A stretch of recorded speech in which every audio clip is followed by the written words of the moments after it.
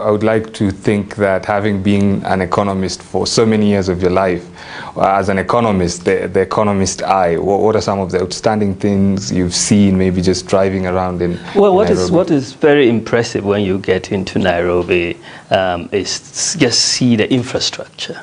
I think that it's very impressive infrastructure that you have. You see the businesses that are also all dotted all over the city, and of course you have significant industrial capacity in Kenya, and one of the larger economies in the region. So I think it's quite impressive. You came to represent the Republic of Ghana in the inauguration of the 5th President of Kenya, Dr. William Ruto. How was that event for you? Yes, thank you very much. I think it was a successful event from my perspective and the perspective of Ghana. I think that the successful event that we witnessed today is not just a Kenyan success story, but it's an African success story, because whenever we have peaceful transitions of power from one to another peacefully, it is a success. We always remember the old days of difficult transitions, and so since we've embarked on this democratic journey, every step, every milestone is very, very important, and Kenya is one of the bulwarks of democracy on the continent. And so even though you had very interesting elections and very contentious elections and all of that, at the end of the day, the results were accepted.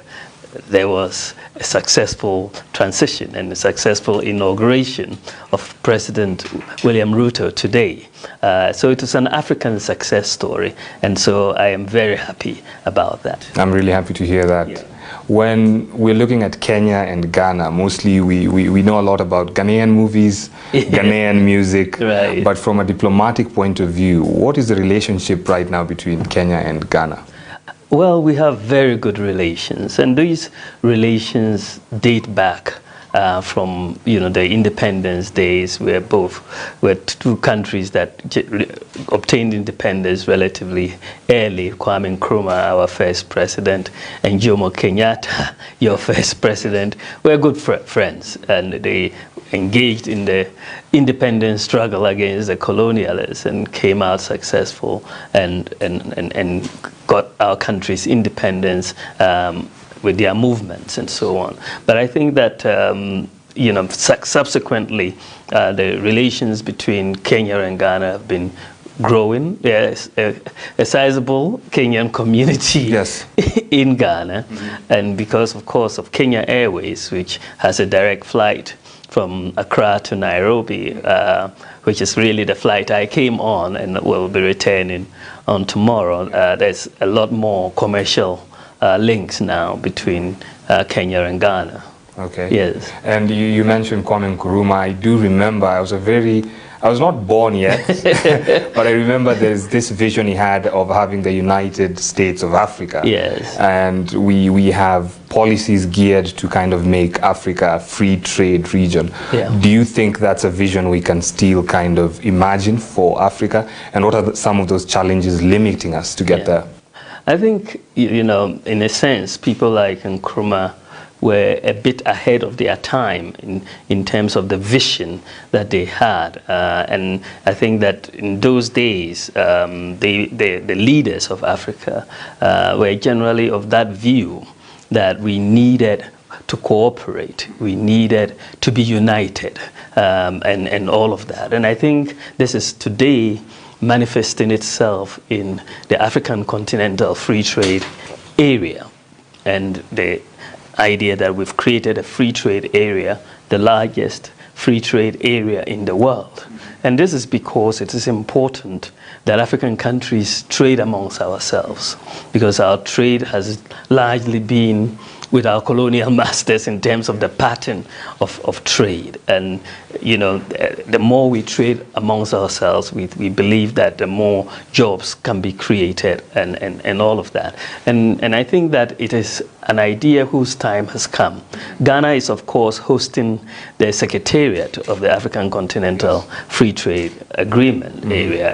And so we are very, very passionate about it. And I think that there is a lot of opportunity and potential for us to realize it. You talked about bottlenecks that could be there in that. And I think that in the area of trade, the linkages in terms of logistics and transportation will be key bottlenecks. One of the areas where we had thought was a major bottlenecks was in terms of payments and settlement.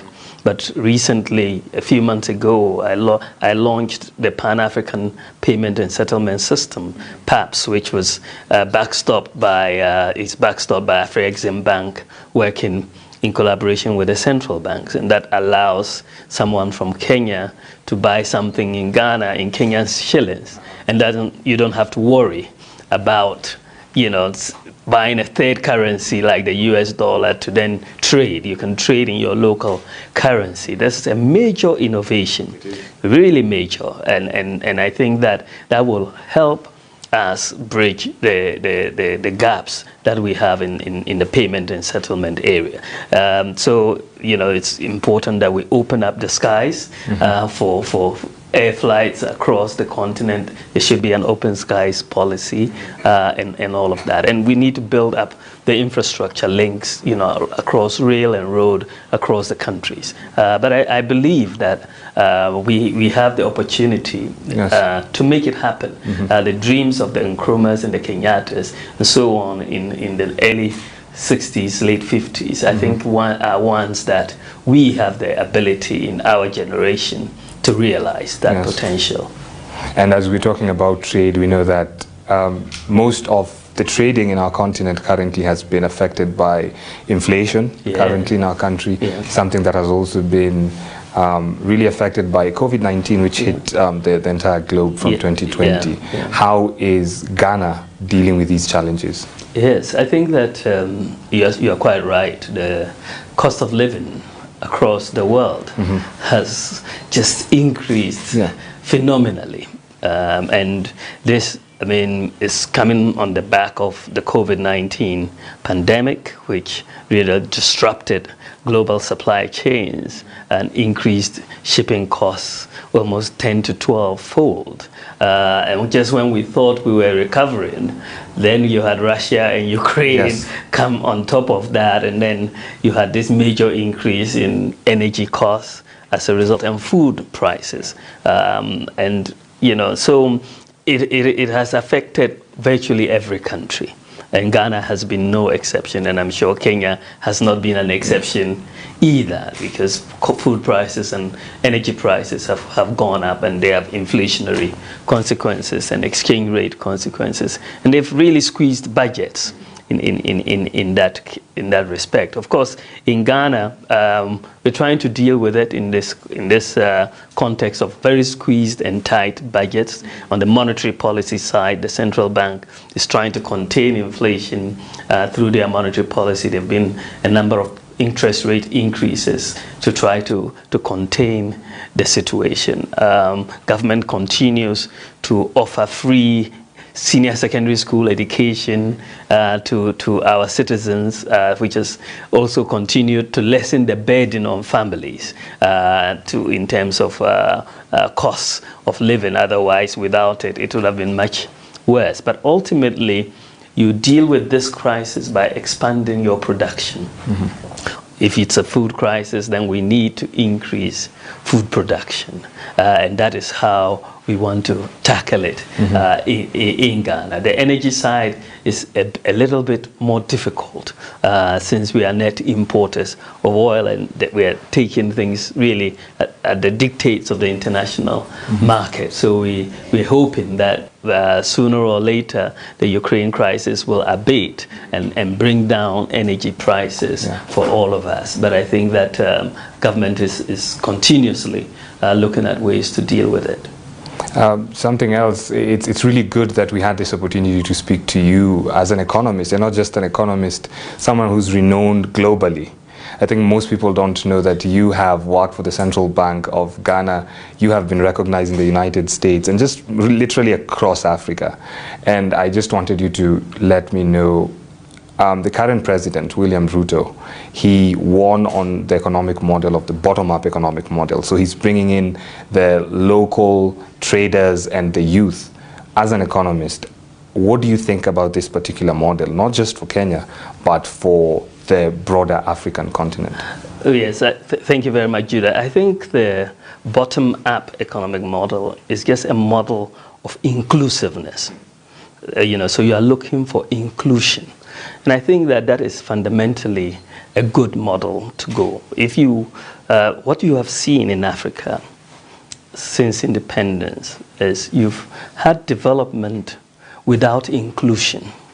So you get to a stage after 50, 60 years of independence, and then you are like, look, so many people don't even have a bank account.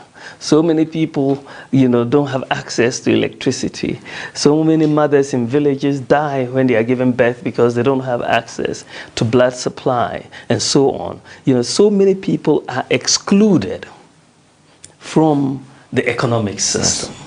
So if you are trying to transform an economy, you cannot transform it on the basis of exclusion, because that substantial population would be amongst those who are excluded, and they will operate in the informal sector largely. So I think that the idea that President Ruto has about a bottom-up model in terms of development is a good one. And I think it's one that many African countries should be emulating if they are already not doing so. I think back in the early 2000s, I know that Ghana's inflation was at around 40%. Yes. And through your efforts, and obviously the efforts of other people, it came back to around 10%. Yes. What other tips would you have for, for leaders in this continent to do the same? But okay, I mean, we were able to bring down inflation, but inflation has also gone up again with the recent increases in food prices and fuel prices. Our inflation now stands at 31%, and so on. But I think fundamentally you need good mix of fiscal policy and monetary policy.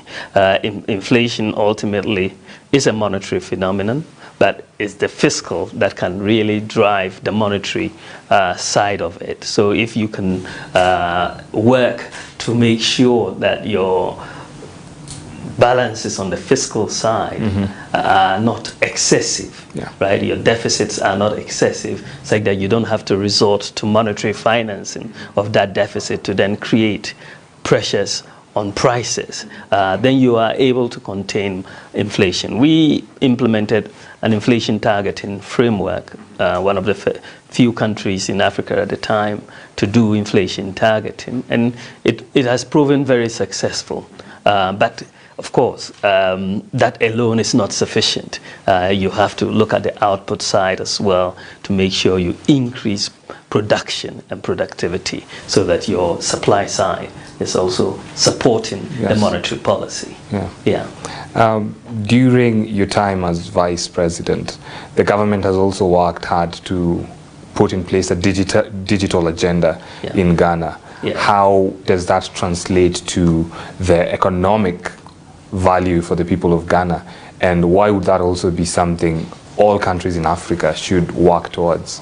Thank you very much, Judah. I think that it is true that in Ghana we have really focused and we are pursuing digitalization as an economic strategy.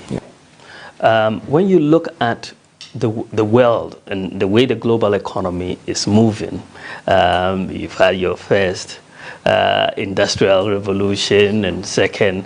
I mean, we are now in a fourth industrial revolution globally. And it is a revolution which is a digital revolution. It is a revolution that is based on data and systems. If you are an economy in this world and you don't digitalize, you are going to be left behind. And Africa has been left behind for too many of these periods. And so I believe, and it is very, very important, that digitalization is a key for African countries to leapfrog, in fact, many of the advanced economies. But we digitalize not for its own sake. It's not the technology, but you digitalize to solve problems. You digitalize to solve problems. And so we're pursuing digitalization to formalize the economy, to build a more inclusive economy, to deal with corruption, and to provide services to our people very efficiently from the government side, right? So you look at these pillars, and you're saying, look, a lot of people are excluded from the economy. You don't even know who is who. So you do digital IDs for your people. So you have unique identities for everybody. Once you have unique identities for everybody, you solve a lot of problems. You cannot have ghost workers on the public payroll, right? Because a ghost cannot have a fingerprint, right? So you solve that problem, right? You have unique identity. You soon solve voter issues, like who gets on the voter register. How can you put names on the voter register that don't belong? If there is a unique identity, you can't. You can't.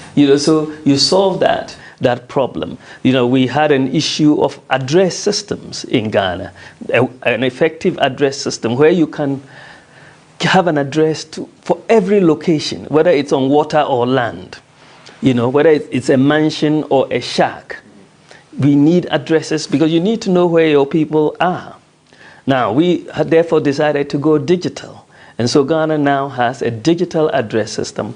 Every part of the country, land or water, mansion or shack or wherever, has a unique digital address, which we have ruled out in the country. It solves a big, big problem because even in terms of e-commerce, if you want a delivery of food to your house and you don't have an address, it becomes a problem, right? So with rolling out the digital address system, we are solving a lot of problems.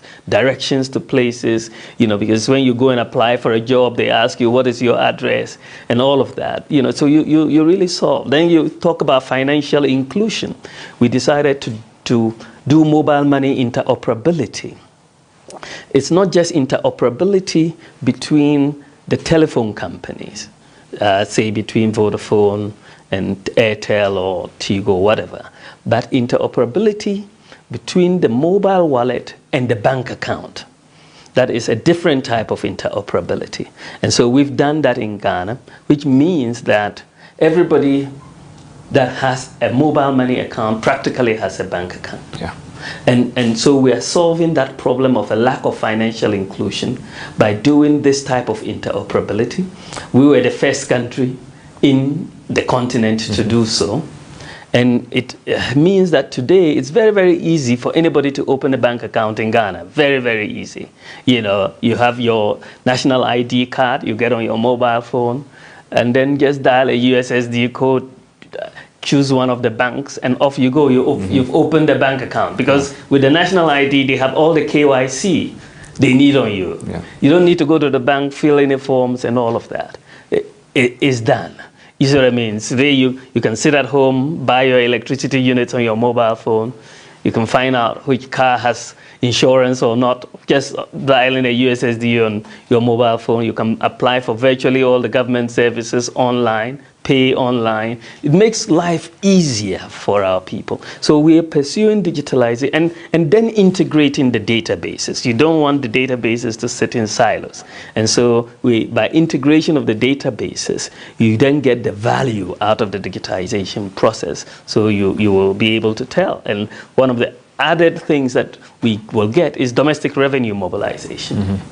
Because you'll be able to tell who has paid their tax, who hasn't paid their tax, and make it easy for people to file taxes digitally and all of that. So I believe that digitalization is the way for African countries to go. And we are pursuing this and we are using it to solve problems and actually leapfrogging over many advanced countries in this area. I mean, a lot of people seem to think that African countries cannot be ahead of the advanced countries. My view is very, very different. In fact, in this area, we are leading the way. For example, Ghana, in the area of drones for the delivery of medical supplies, blood, vaccines to poor areas. We have implemented drones. Rwanda started it. But we today are the largest medical drone delivery service in the world, the whole world. Impressive. Yeah, we have drones flying all over the country. Each center is doing at least 100 flights a day, delivering medicines and so on. This is technology, and we can use those technologies to solve problems. By the way, I found out about this in Silicon Valley, and I said, look, this is more, would be more useful to us, and we should implement it very quickly, and which is what we did. You should take technology and use it to solve problems. And I think that this is what we are doing. And so digitalization can reduce corruption. People can apply for a passport without going to pay a bribe, can apply for a driver's license without. You're helping the poor. You are helping the marginalized, the vulnerable, those who don't have connections. Those are the people you help with digitalization. So you reduce corruption. And that is where I think we can increase productivity, create jobs. So many people are, selling on the internet now, because there's an address system and their payment system also. People can pay with their mobile money as here in Kenya. And, so Africa is actually leading in many of these areas globally. It's really interesting, particularly you putting that digitization is not just for the sake of it, but having it find solutions. That's right. And looking at the enthusiasm you have about everything you're talking about, and I just went through your portfolio, everything you've done, and from the time you're studying at Oxford, and I'm like, do you ever get time to rest? Because I know as Vice President, you're currently sitting in different boards. I also believe you're consulting for the Central Bank of Ghana. Well, when do you rest? Well, basically, I think that actually my wife also asked me that question. Do you ever rest? Because I enjoy what I do, and I do, of course, find time to rest. But the problems are so many, and I'm trying as much as possible to help my boss deal with a lot of these problems, because you inherit them, and you have to find solutions. And for me, that is why I'm in politics, right? Just to make sure you can help people solve problems. Yes. And that is so. I always say that maybe I'll rest later when we are done with more. But I'm okay. I'm okay. Thank you very much. Ghana will be having general elections in 2024. Yes. And I'm pretty sure many Ghanaians are fronting your name to be the successor of the current president. Am I right? Are you working towards that as well? Well, I think right now I'm just focused on helping my boss, the president, Nana Akufo-Addo, fulfill his vision and deliver on his agenda. We don't really have too much time for thinking about 2024 right now. I think that, if you get to 2024 and you don't have a record, you will have nothing to campaign on. So right now, we are focused on that, and we don't know what the future holds, but we'll focus on the work for now. And lastly, as an economist, your main job is finding solutions, particularly on economies.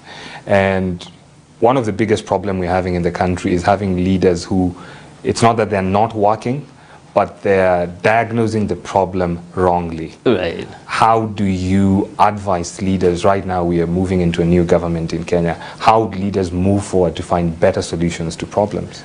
Well, I think that it's a difficult question in a way for me to advise other leaders, because they can also advise me.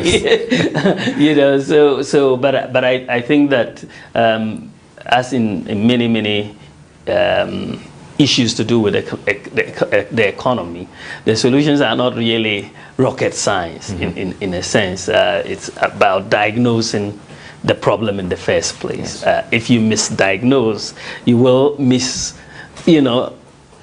treat it, and you will not medicate properly, and you'll definitely maybe worsen the problem. So understanding the problem, talking to people who are experts in the field. You don't necessarily have to be an expert in the field as a policymaker, but you can speak to the experts in the field and get their views on these problems, but you have the sense to say, okay, this is good advice, I'm going to follow it, and then see how it goes. But I think that we should be consultative in how we approach issues, and listen to advice from the experts. And maybe, is there any goodwill message to the current president, President William Ruto? Well, I just met him earlier today. It's just to congratulate him for his victory and his inauguration. I just want to wish him very well. This is a major task, a major burden, but I know that God will see him through. He's a very smart man. He's been vice president for a while, so he knows what to do. And so we're praying for him, and we're wishing him the very, very best. And we are looking forward to what he does for Kenya. Yeah. Thank you very much. Thank you very, very much. Thank you.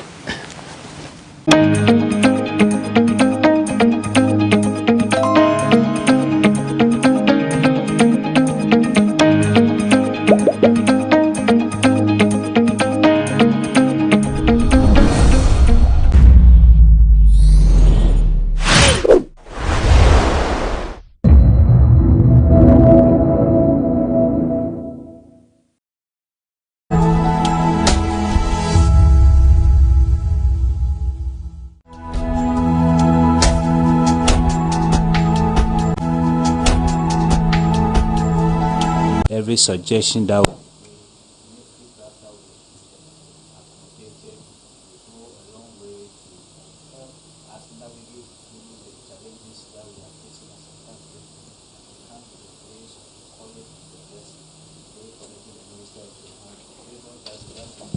and clarity of thought and speech, that Lord, even as he speaks, it will be very clear to every member of this nation what you, God, has for us and what you are doing at this time. We thank you, Lord, in Jesus' name. Amen.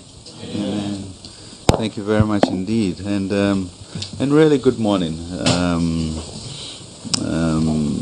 Honorable Minister of State Charles, Deputy Minister Abena,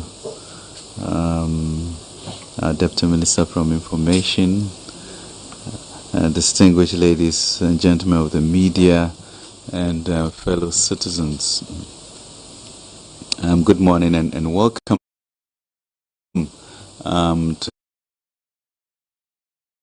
to this fourth press briefing on the economy this year. This is a continuation of our engagements on 20th January, 24th March, and 12th May. So these bi-monthly engagements have complemented the statutory update we provided on the economy when we presented the 2022 media budget review to Parliament on 25th July 2022. Given the crisis that is impacting us globally, we will look to be doing this on a monthly basis to year end, so that we engage with you more and give you regular updates. Recent global developments since 2020 have now been described as the worst global cost of living crisis in 50 years. Our economy has not been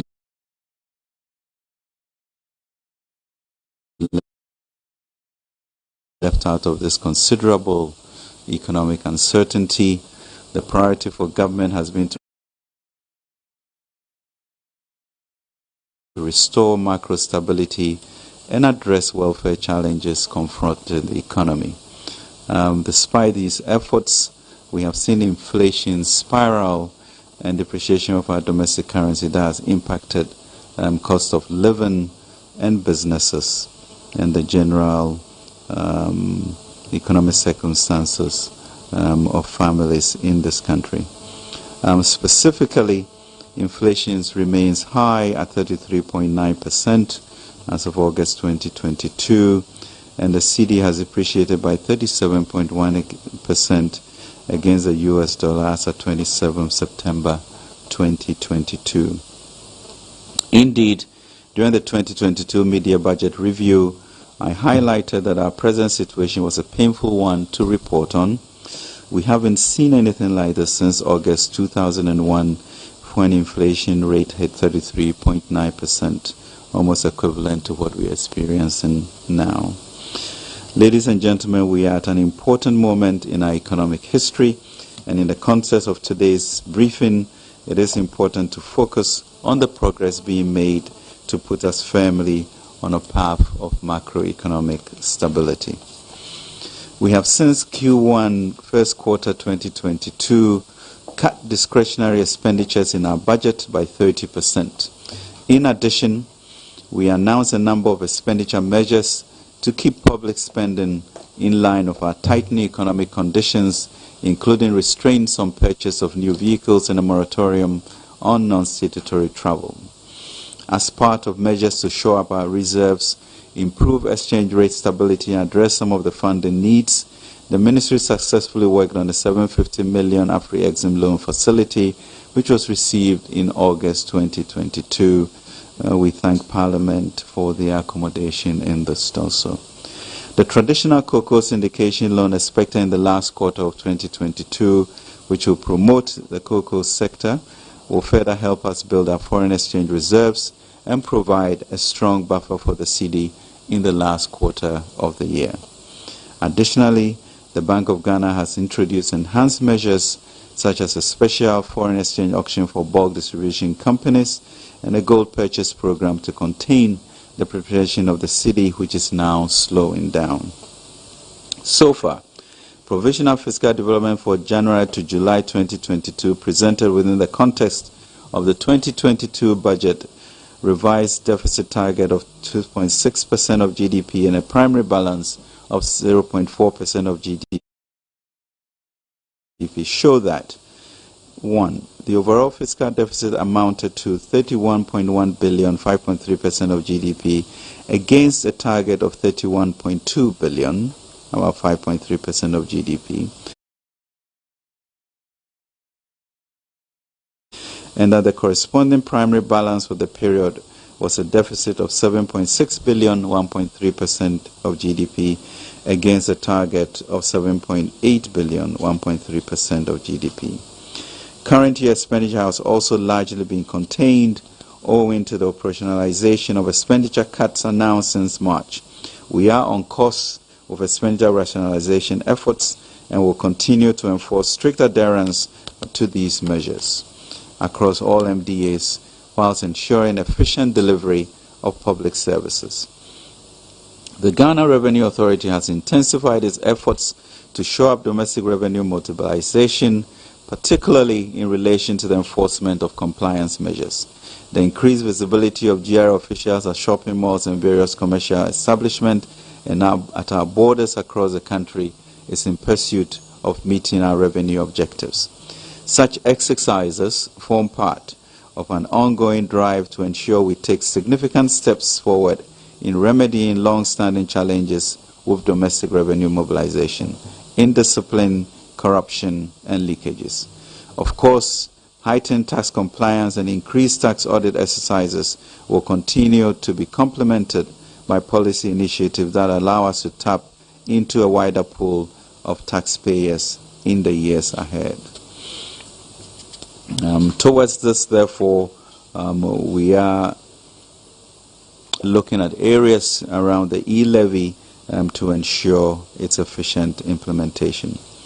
Overall, our growth outturn of 3.4%, an impressive 4.8% in Q1 and Q2 of 2022 respectively, coupled with modest improvements in our fiscal position, suggests our economy is gradually on the upswing despite the numerous shocks we have faced over the past 2 years. These figures demonstrate that in spite of recent challenges, there has been economic growth, modest as the gains so far may be. This progress gives us a solid foundation to confront the challenges ahead. Undoubtedly, global risks remain on the horizon, including a strengthening US dollar and higher interest rates, which negatively affect external borrowing. This development is exerting enormous pressure on our balance of payment position, and thus the need for us to expedite engagement with the IMF. Within this context, government is finalizing its post-COVID-19 economic program as a domestic blueprint to engage the IMF. This document has already benefited from input from key stakeholders, including civil society, social partners, labor, employers, and faith-based organizations, academia, industry professionals, and the leadership of Parliament. Additional stakeholder engagements will be held to solicit further inputs for the program. Our economic program contains a set of time-bound structural reforms and fiscal consolidation measures to place our debt levels and fiscal accounts on a sustainable path over the medium term.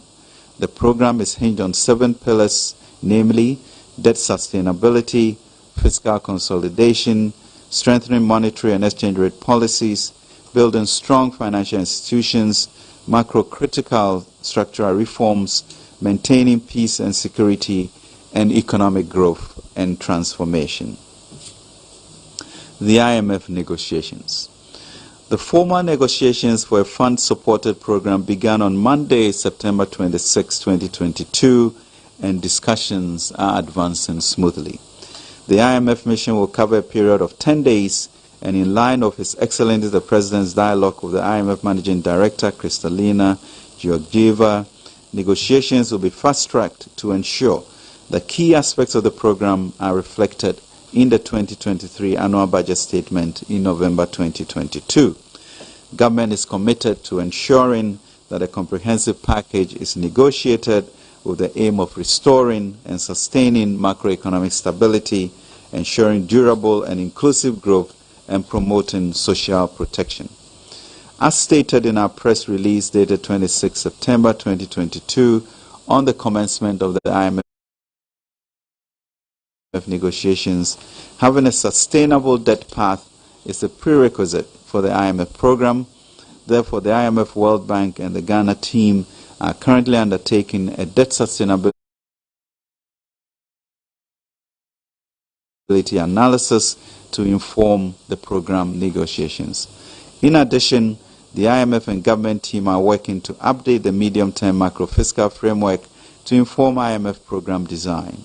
Also, the government team and the IMF team are discussing policy measures and structural reforms, proposing an economic program aimed at addressing the economic challenges facing the country towards restoring and sustaining macroeconomic stability, fiscal and debt sustainability, as well as promoting durable and inclusive growth and social protection.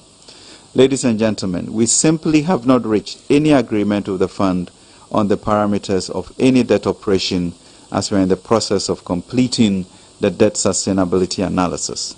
Government shall continue to actively engage all stakeholders in a clear and transparent manner as we seek to fast-track the IMF negotiation process. Ghana needs a viable domestic financial system to support its development program, especially in these 3 years with limited access to international capital markets. Therefore, everything must and will be done to protect our financial sector, and there must be room for a win-win conversation through extensive stakeholder engagement with both our domestic and external investors. Ghana has always had a collaborative approach with its partners, and we shall, I'm confident, come out with an historic arrangement. This is a government that protected the savings of 4.6 million Ghanaian depositors with the reform of the banking and financial sector.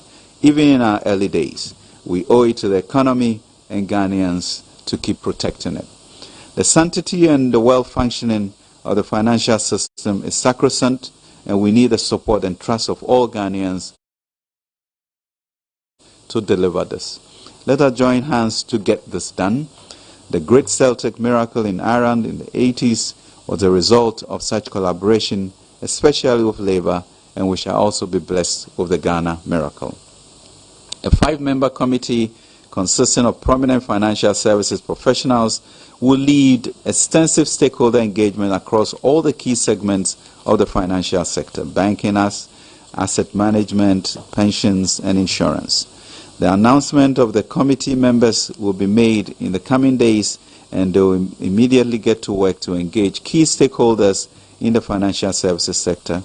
Additional to ongoing engagements of civil society organizations, social partners, labor employers and faith-based organizations, academia, industry professionals, and the leadership of Parliament.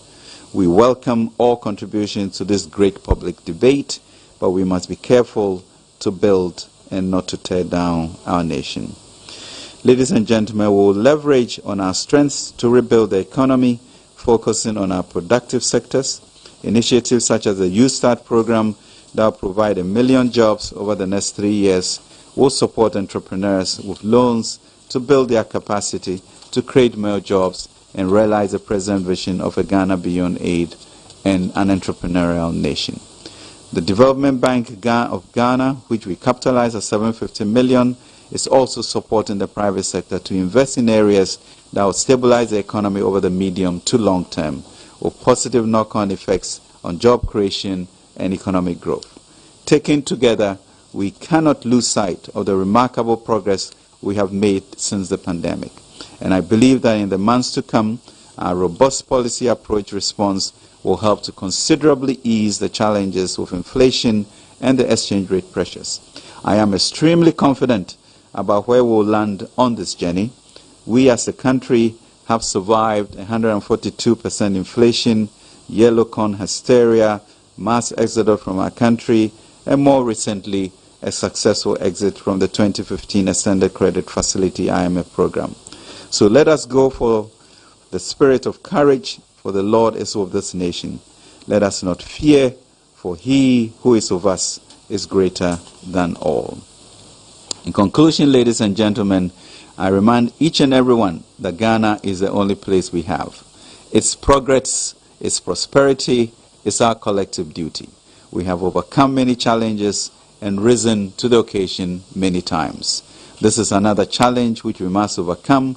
This too shall pass if we remain united and purposeful. Let us not forget that the battle is indeed the Lord's.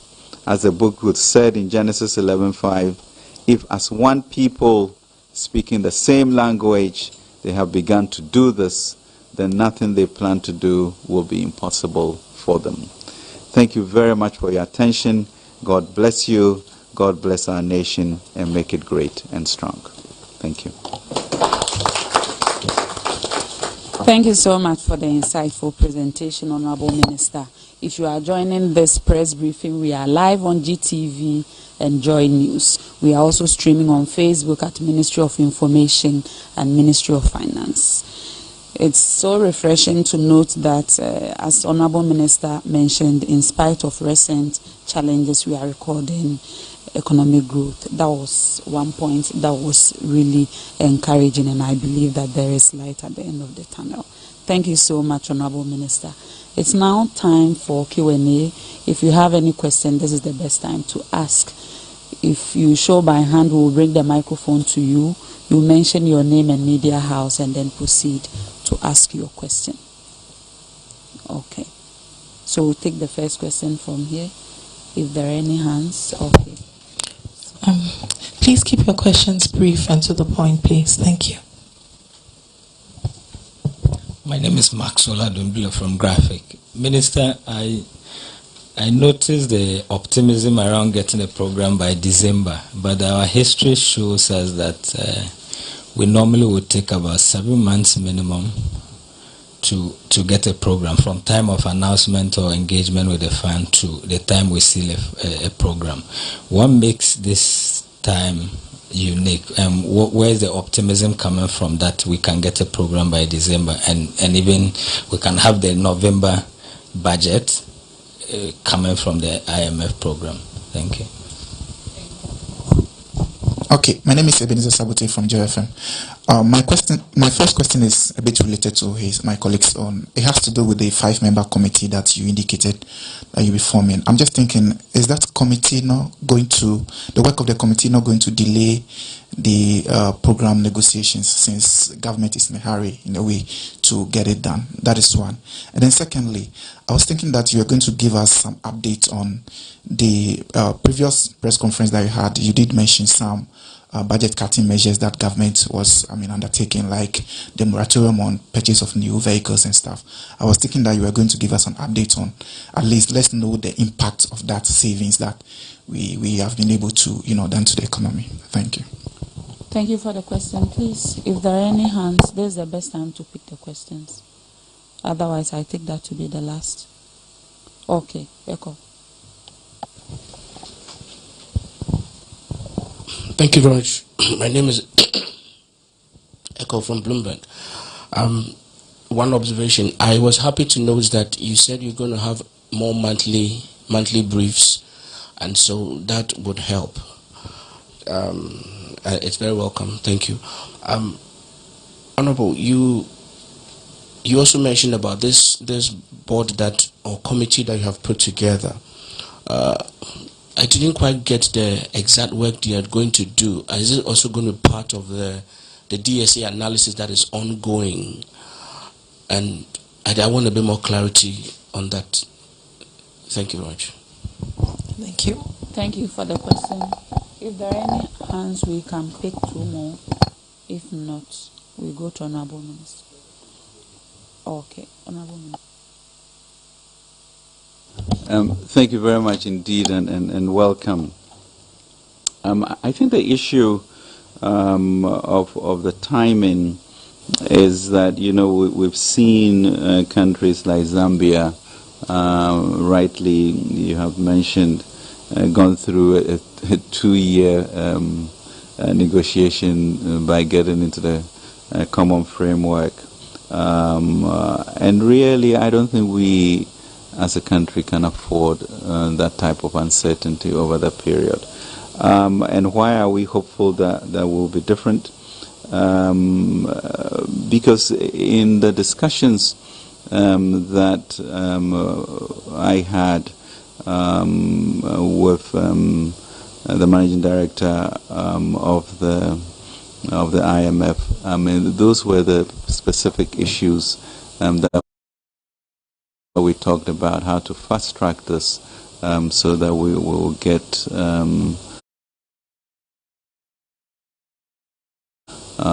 into organizing ourselves a lot better. But more importantly was the meeting between His Excellency the President and the Managing Director of the IMF in Rotterdam. And it was very, very clear that the fund should. And she did say that they were determined to reach an agreement by end of the year, and that they've started constructive discussions with us. The team is here, and they are here on a mission. But as the mission chief told us, this is not a mission of 10 days. It is a mission through the end of the year. So there's increased intensity and acknowledgement that this must be done. With regards to the committee coming from all of you, no, it will not delay.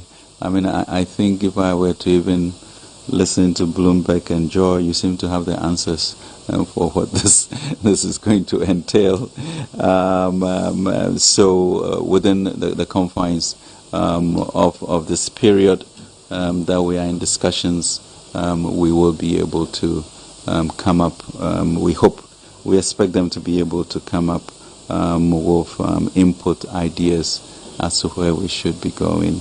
The truth of the matter is that the variety of options, we can all, think of them. The issue is the idiosyncratic nature of our market and making sure that whatever we do goes to create, a stronger financial ecosystem than before. And the best way to do it is to have a committee of experts working with the stakeholders. So that's good. With regards to the issue of the budget in terms of the 30% effect, goods and services are below target by 41.4% due to these cuts. Domestic capex below target by almost 2/3, primarily due to these expenditure cuts, and overall expenditures were below target by some 7%. So we are making a headway, and the question is, in a sense, how much more adjustment can one do? I think the going forward, I don't know, call Bloomberg, what did you ask? But I think, that also leads to sort of this critical period in our economy, and the question becomes, what do we as citizens or as social commentators or as journalists do? Because it's a very fragile period for our economy and global economy. The classical foundation of journalists, as you know, is to educate, to inform, and to entertain, in a sense. But I recall that I think it was P.A.V. Ansa who said that in countries developing with such fragility, the underpinning of all of this work that we do must be one that always remembers social cohesion. And if we trip beyond that, we are not sure whether we are educating, we are informing, or we are entertaining to the peril of the society we are in. So really caution to all of us as citizens, all of us as social commentators, the Bloombergs, etc., which really we must be very cautious about and really understand where P.A.V. Ansa was coming from, the need for social cohesion and to have the society we all would want to live in. Thank you very much.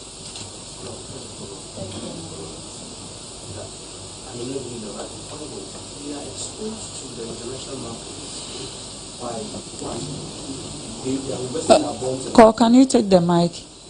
Okay. Thank you. Okay, let me take it again. We still have, as a nation, we have people who have invested in us. They have given us bonds and what have you. So sometimes there's a lag in the time that official information is made available and then what the market is craving for at a critical time. This brings in a lot of analysts who say a lot of things. And so when it happens like that and then we come to the officialdom and there's a lag, that vacuum will be filled. This is not for me as a person or even Bloomberg or any media house, but generally, I think that's why I recommended that monthly briefing is helping. If there's a way that more frequent, even on a maybe bi-weekly basis, there will be somebody to give briefs, it will help everybody. Then whatever the official position that Ghana has on any position is quickly mentioned and it is known out there. That is just just a comment. I didn't get clarity on the committee you are putting together.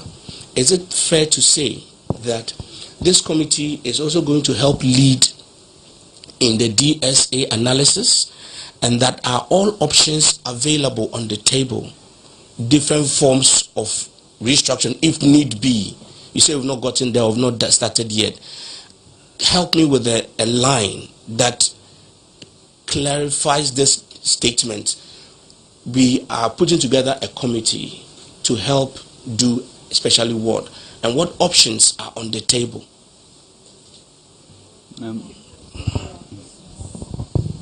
Yeah, thank you very much, Cole. I mean, the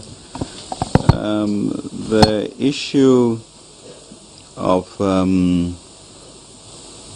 information, I know you, all journalists have relationships, official and unofficial, but for a major article to be predicated on what may be rumors, in a sense, makes it difficult for me to accept that the gap created that, because you have a nation at your behest, and it can trigger unintended consequences because of that. So, we have engaged all stakeholders in this issue, and some of them have written papers. We had some very spirited discussions. On Friday, we were in Akufo-Addo, for example, with the ranking and chairs of the various subcommittees to talk about that. I think the financial subsector is a very special and important sector, and that is why we're encouraging that type of setup, so that their input, however it happens, it will then be looked to incorporate in our discussions, because it's important. I mean, the DSA is happening, what does it throughout? It's a throughout sense of fiscal adjustments. You have a financing gap, and then you're going to split it between fiscal adjustment and your debt operations. So let us be informed by what the domestic financial system thinks is a way to go. I think you've heard enough of various options that can be done. There's an article from J.P. Morgan. We all know the variety of things that could be applied. But I think it's important for the industry players to lead this whole discussion, so that we are well informed going forward. So that really would be their remit, so that there's a cohesive and comprehensive way in which we incorporate their views. But we are not predicting where things will go, and I think until the DSA is done, everything else is really speculative, and that's what we do. But the one clarity, as you can see in the statement, is that we know about ensuring that we have a strong domestic investor community, which is you, me, everybody, and the banks, so that we can depend on it. They'll be confident about their assets being protected, and we'll go forward together to resolve these issues.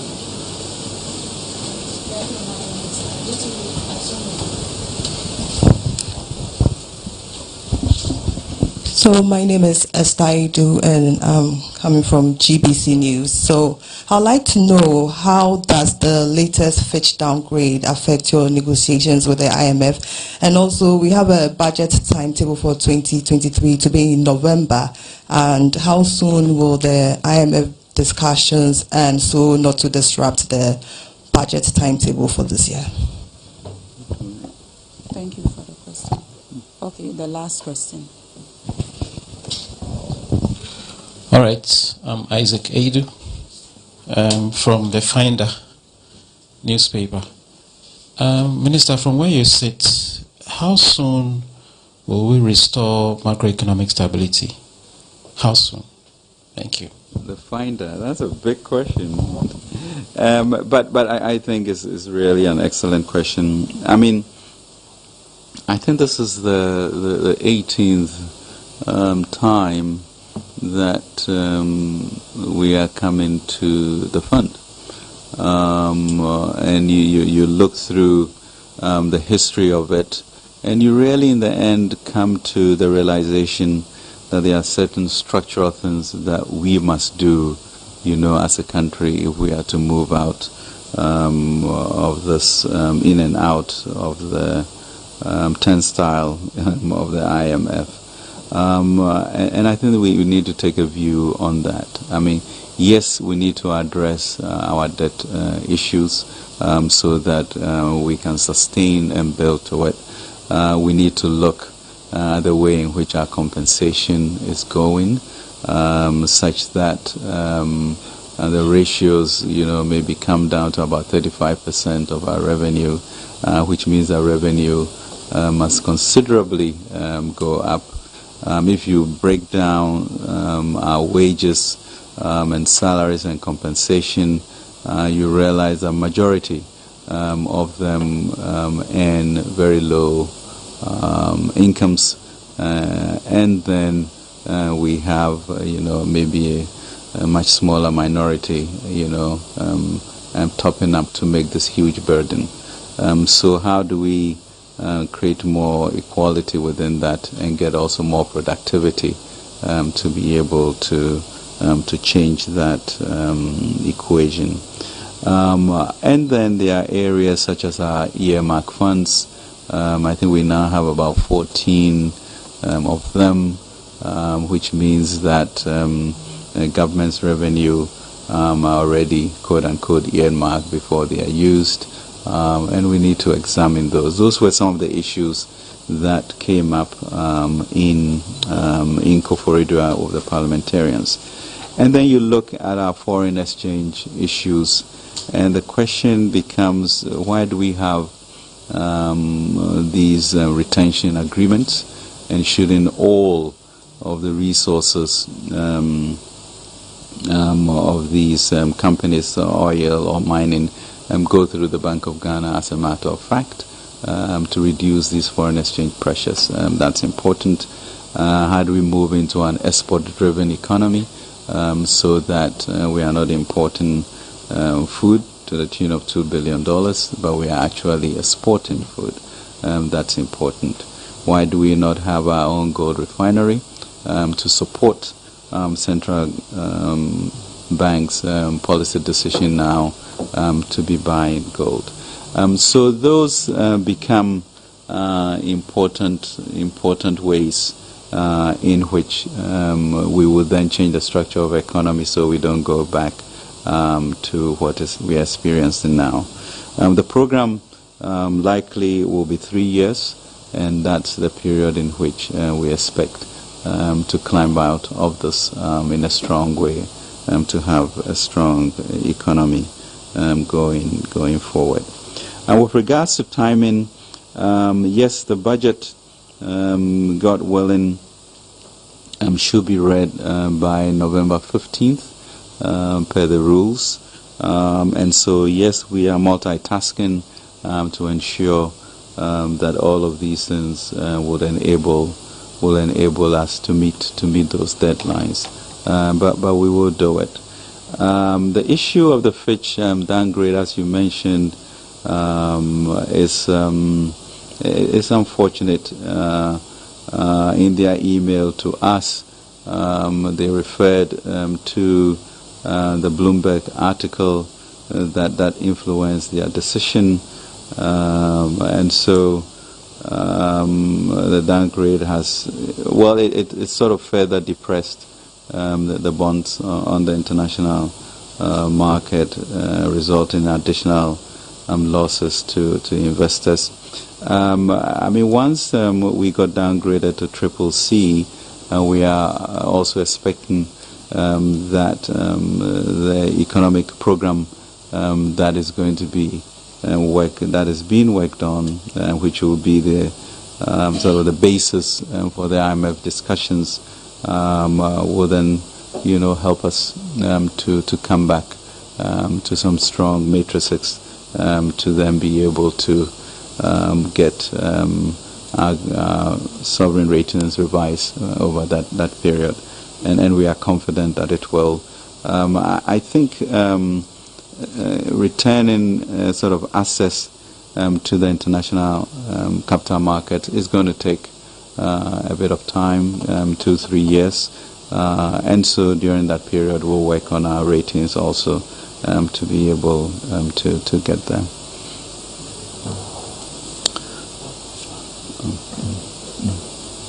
Minister, we'll take your final remarks. Great. Well, let me really thank you for being here. These are difficult times, but really we are, in the throes of the discussions with the fund. Things are going really well in terms of where we want to land in 3 years. The analysis for the DSA, debt sustainability analysis, is rigorously going on, and that would inform us by the end of these 10 days as to what we are going to specifically do in various areas: fiscal adjustment, structural reforms, debt operations, etc. But let's rest assured that ASIS want for us to be a very collaborative society. We will work with our domestic investors as per through the committee, work with our external investors, and come up with a win-win solution that, as I mentioned, will be an historic solution that has not been seen before. We have gone through as a nation very difficult moments, and really we are very comfortable that it can be done. But going on this is also we reaching out and people reaching out to it, to us, to build in a constructive way, because that is really important for us to have that peace and harmony, speak that one language, and ensure that the Black Star is where it should be. So yes, I'm confident, difficult periods, but we have done it before, and the battle is indeed the Lord's. We will get there. Thank you.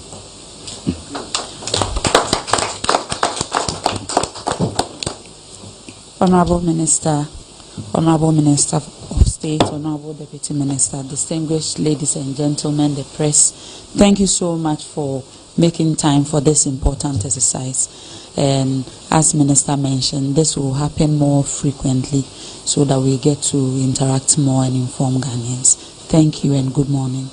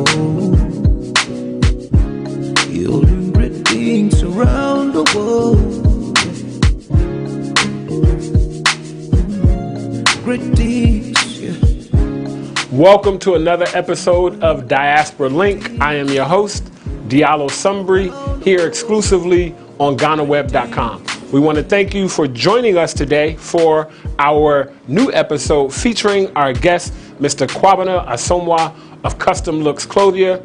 I hope that you look forward to this conversation, that you gain something from it. It's going to be an exciting, energetic conversation about what and why Kwabena chose to move back to Ghana. Let's get into it.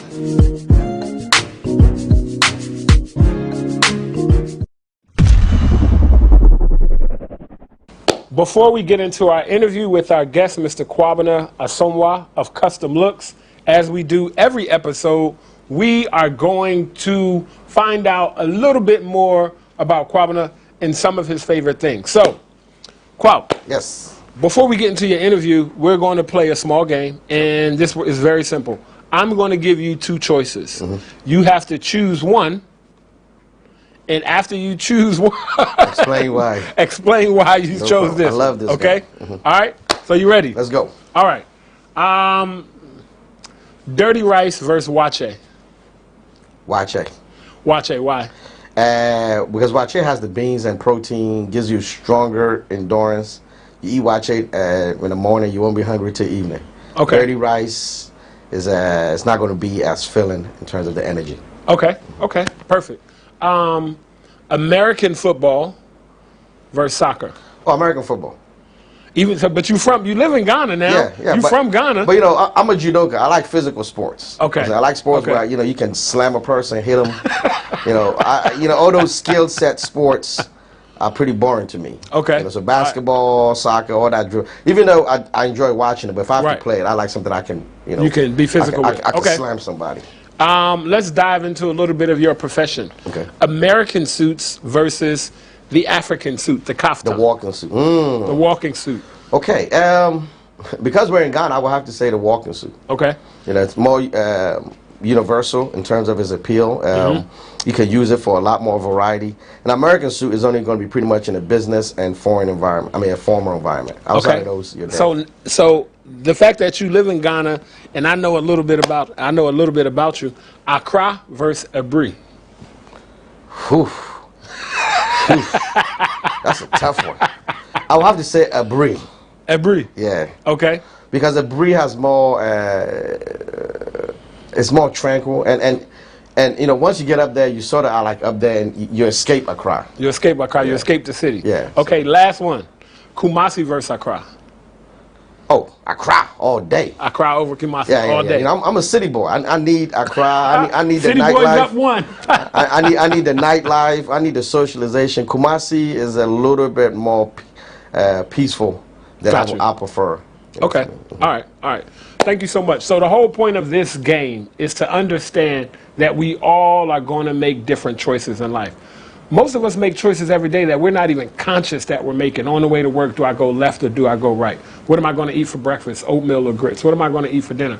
Wache or fried rice? We all always make different choices, but the different choices that we make should not further divide us. Our choices should really bring us together in a more respectable manner to understand that just because we make different choices don't mean we all can't get along. And that's what Diaspora Link is about, understanding our choices so we can get along. Now, next, we're going to find out a little bit more about Kwab, and I think that he'll enjoy this one, and we'll be able to find out what some of his top 5 loves are in the world. Okay, Kwab, we call this top 5. I got 5 categories, really simple. I'm going to give you one of each. You give me your favorite of each, okay? Number 1, give us your favorite book. How to Win Friends and Influence People. Say that a little slower. How to Win Friends and Influence People. How to Win Friends and Influence People. Okay, that sounds like a good book. What is your favorite food of all time? My favorite food of all time. Cajun jambalaya pasta. Cajun jambalaya pasta. Cheesecake Factory, to be exact. Okay, Cheesecake Factory, Cajun jambalaya pasta. It's always interesting when we do this because you just never know what people are going to say. Okay, who's your favorite artist, your favorite musical artist of all time? Earth, Wind, and Fire. Earth, Wind, and Fire. Ooh. Ooh. The Elements. We're trying to get soulful on this. All right. What did I say? I said, okay, favorite place to vacation in the world? Hedonism. Okay, we're just going to leave that right there where it is. Jamaica. Jamaica for heathen. He didn't say Jamaica. He said hedonism specifically. I'll let y'all look that up. Last one, favorite sport? Oh. Favorite sport? Judo. Judo. Yeah. Judo is your favorite sport? Yeah, because judo is the basis for grappling and all the other forms of wrestling that I do. So judo will have to be number 1. All right. Let's thank Mr. Kwabena Asomah for his top 5. Now, we're going to get a little bit into the interview and find out more about his journey, his story, and how he arrived back here in Ghana.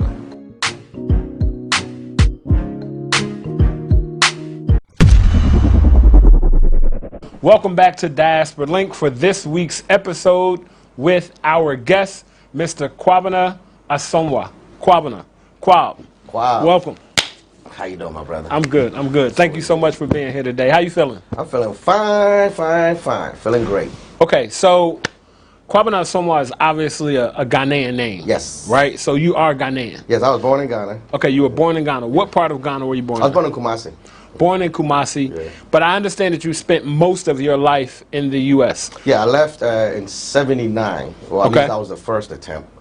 79, I went and we went to at the time, you would have to go from Ghana to UK to New York. Okay. And when I got to UK, something happened with the visa. So I had to stay in UK for about almost a year for them to work out the visa. Once they finally worked out, they sent me back to Ghana. Okay. Because my flight had to originate back here. Okay. So by this time, it was almost 81. So technically, I landed in the States in 81. Okay. And by that time now, we went straight from Ghana to. And so how old were you? You were. I was 7 when I first left. When I entered America, 9. Okay, but you entered America at 9. Yeah. Okay, so your family decided that they were sending you, your brothers and sisters, to America. The whole family? Was it just you? No, my parents left when I was 2. Okay. And then my brother went, my sister went. So they kind of took us in stages. Okay, so everybody in stages wound up in the U.S. Yeah. Okay, so here you are, Ghanaian in the U.S. Where did you land in the U.S.? Washington, D.C. Washington, D.C. I know a little something about the city of Chocolate Washington. City, baby. Chocolate City. So you landed in D.C. So talk to us a little bit about you coming up in D.C. and your experience as a Ghanaian in growing up in D.C. Well, it wasn't like now. You know, now when you say Ghana or Africa, there's this sense of, ooh, wow, really? You know, Right, back then, right. it was Africa Juju Bean, you know. African booty scratcher. African booty scratcher, go home. Right. You know, it was a very tough time because Africa was portrayed in such a negative light or in an unknown light, right? So we were kind of almost looked at as kind of like, wow, like it almost felt like a zoo effect. Really? Because people were looking at you like, he can talk. You know, as if like you were like an animal, but you can't really say it was people's fault. It's just that they just didn't know. And a lot of times it was by design. It was by design specifically. I know in black neighborhoods that we would always feel a certain way about the African continent and people that come from Africa that separated us. So we feel like there's such a big difference. The moment you land in America, that's the first thing you are taught. You know, it's almost like a person comes and sit right on your shoulder and says, hey, look, listen, you see this brother here? He has the same skin color as you. I'm saying he looks like you, but he's nothing like you. And he's going to give me all of the negatives, or more importantly, all of the cultural differential. He fights his own people. He shoots guns at his own people. He takes drugs. So he does all these things. So you instantly like, he may look like me, but I'm sure not him. Right. But that same person goes to your shoulder and says, man, you see that guy over there? He just landed here, right? Kind of look like you, doesn't he? But he's not like you. Right. He swings on trees. He's eating monkey brains. You know what I'm saying? He's got Ebola. So right then and there, we're separated at customs. The moment we land, it's like Africa go this way, Black America goes this way. And we all, and in real life, we all the same people. We are the same people. And I think when you get older, you start realizing we are the same people, and we also have the same enemy. And I think once we start looking at the fact that, like, you know, I tell people this, look, I grew up in a situation where my parents, because of the struggle that they had, getting jobs and everything, that when I was a child, it was like, hey, learn English. Hey, forget Ghana. So from a person who spoke no English, I went to a person who spoke only English. Wow. Right? So there was this sense of, you know, I'm not African. I'm American now. And I used to tell my friends, when the Klan comes, there's no Africa tree for us. You know what I'm saying? Wait, don't hang him. Put him on that tree. That one's from Africa. It's an African oak tree. Right. Hang him on that one. It's all the We're same. going to hang the black guy on the maple tree over here from America. No. It's all the same. We're gonna get the same. We're gonna get the same news, the same tree. And I think when you started, at least for me, when I started realizing that's the basic boat that we are in, then the differences between me and the African American weren't as great as what as it was made to be seen. Yeah, because upon moving, what was greater was what we were against. Right. I'm saying, Right. and those were life and death decisions. Right. So your family moved to the D.C. area. You grew up in the D.C. area, went to high school. Yeah. I understand that you went to college in the D.C. area. You went to an HBCU. That's right, Morgan State University. Morgan State University. Go Bears, right? That's right, that's right. Shouts out to all my people from Morgan State University, Baltimore, HBCU. So you went to Morgan. Yeah. And you became an entrepreneur. Let's talk a little bit about kind of your entrepreneurial journey in America. And what you got into, what you began to do. Well, you know, like I think everybody, we all went with we were taught the same thing. Go to America, get a good education, come out and get a good job. And I followed that to a script. I graduated electrical engineering and physics, cum laude, you know, all those honors. I had the Burger King athlete, you know, awards, all those things I had. And then I was able to get lucky in the sense that my first experience was I had a job with NASA. Okay. So I was working actually in my industry, but then also got the first corporate experience, which was they started talking about closing down some of the NASA sites. Okay. And at the time, Goddard was one that was being talked about. So I went from being a worker to a person who was probably going to be last hired, first fired. Right? So that taught me corporate America real quick. Okay. And I already had started my own business in my senior year. You know, I was going through the Amway sales and marketing business. Okay. Which at the time made valuable sense to me. So I became a student of Amway. You know, I was fortunate enough to really get around people who actually were making very good money in Amway. You know, I tell people, I'm not talking small. I was there with people who I was holding checks for $500,000 in 1 month. Wow. I was going to people's houses who had boats, yachts. I mean, there was one guy, Paul Miller. This guy's house was so crazy. He had his own, they gave him his own zip code.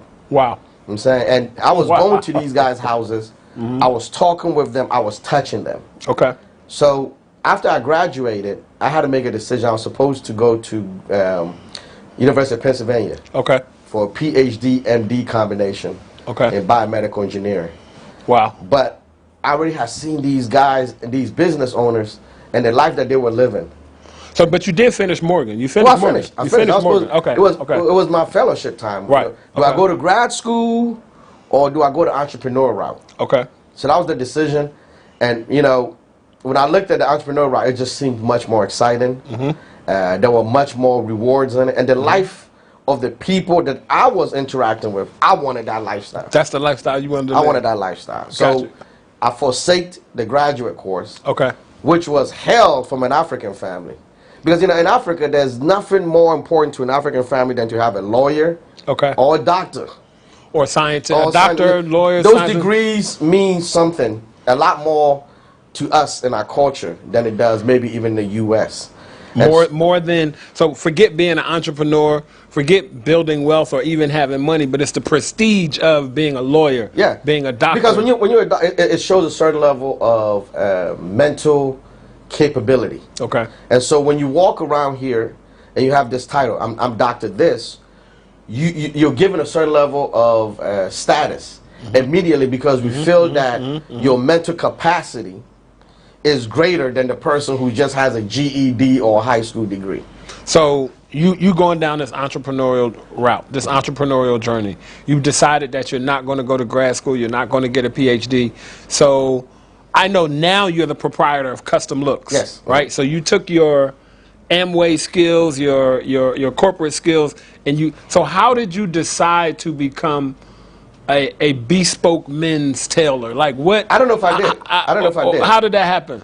Okay, so from Amway and after I graduated, I started doing computer consulting. Okay. So in which I happened to do well. I started making good money. So I started wearing very nice suits. I used to go to Saks and Neiman Saks, Marcus. Fifth Avenue, Neiman Marcus. And then you know, I was buying suits for $1,500.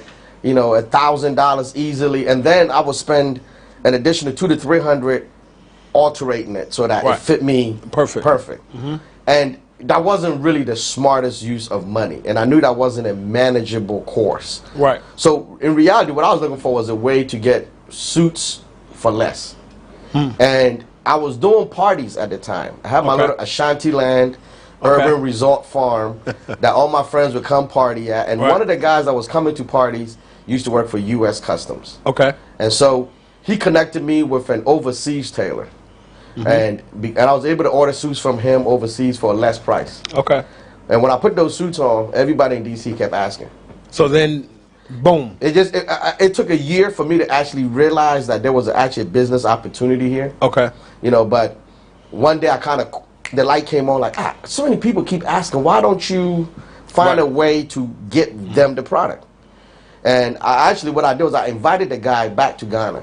Back to D.C. And told him, hey, I've got a whole bunch of people that want to buy suits from you, so come.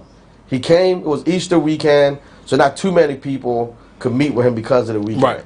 That Easter Sunday, I wanted just to kind of go say goodbye to him. And when I get there, the guy locks the room and says, man, we need to do business.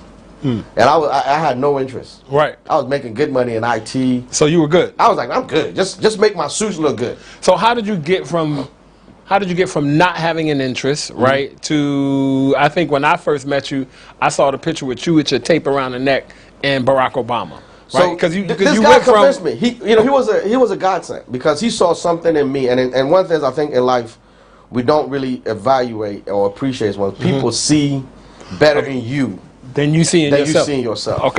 And that guy saw in me, like, he's like, man, like, you're going to be wonderful in this. And I didn't see it. But he kept beating me, and he would not let me say no. So eventually, I just decided to say, okay, you know what? I said yes to him so he would just leave me alone. And let me out of his hotel room so I can go back home. And then about sometime later, the guy sent me some fabric samples, catalogs. I took it to one of my friends, Al Flowers. This guy's the funniest. The story is this, right? I go give this guy some catalogs and say, hey, man, you missed my man. This is what he had. He showed some. I sent a message to the guy in Thailand, like, hey, this guy wants some suits. He comes back and says, oh, Mr. Kwab, it's no problem. Can you just complete this little form for me? I just need some information for him. And it was a measurement form. So I was like, okay, no problem. I just took whatever, gave it, boom.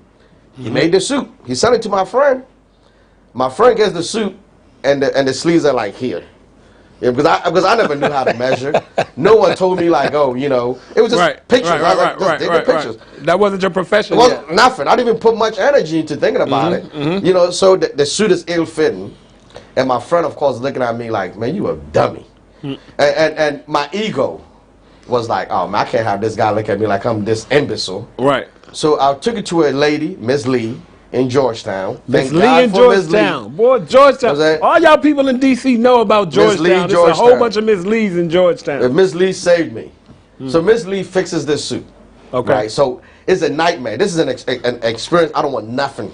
I'm like, this is the business. I don't want to do with this ever again. I give him a suit. I'm just happy that it's done with. About a week later, this guy calls me. Hey, Kwab. Yeah, man, I wore your suit today, and my heart just dropped. Because I'm wondering he's going to tell me, like, what, man? It's ill-fitting.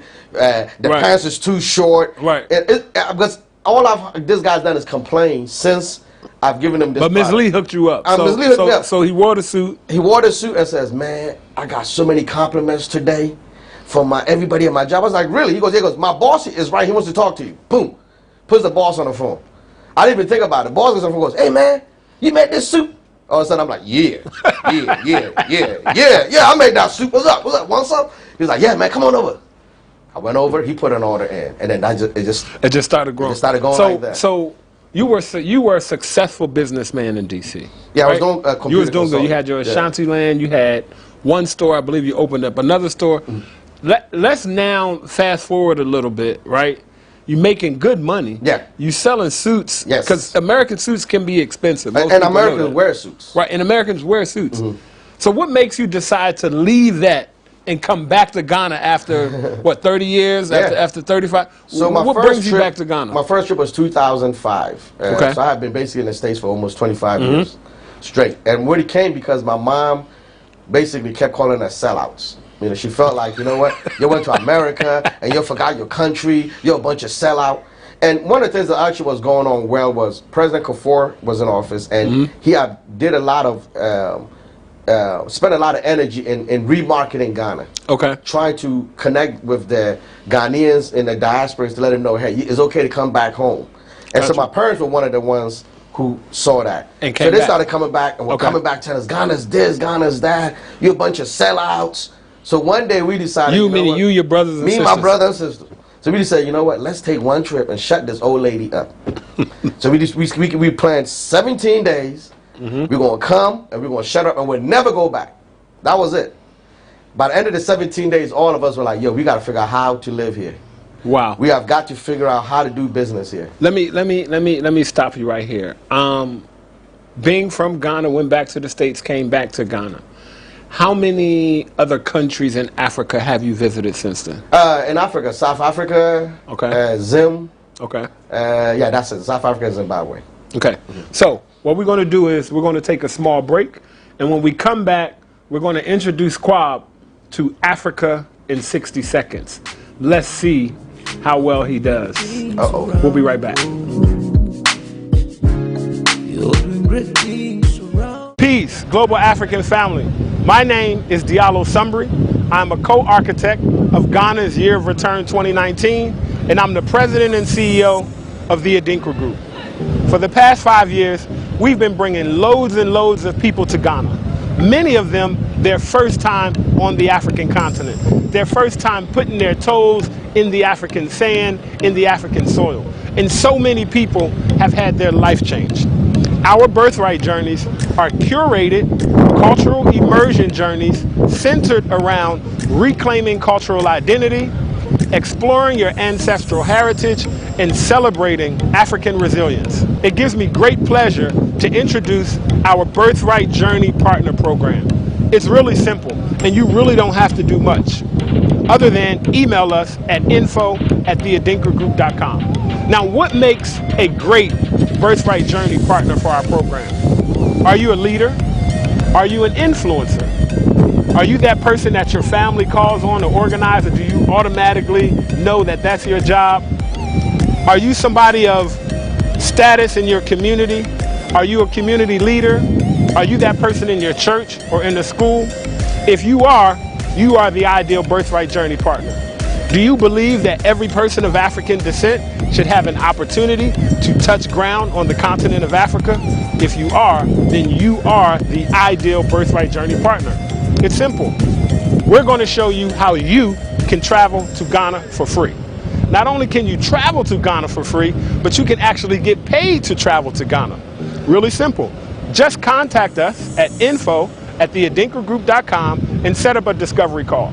You'll get to travel with your family and friends, you'll get to travel with your community, and the best part of it is that it'll be free for you. Or you'll even earn money doing it. So again, info@theadinkragroup.com. We look forward to seeing you in Ghana. We look forward to dancing with you in Ghana. We look forward to eating fufu, eating jollof, eating wache. Make sure you contact us now, and we would love for you to become a Birthright Journey partner. Madasi.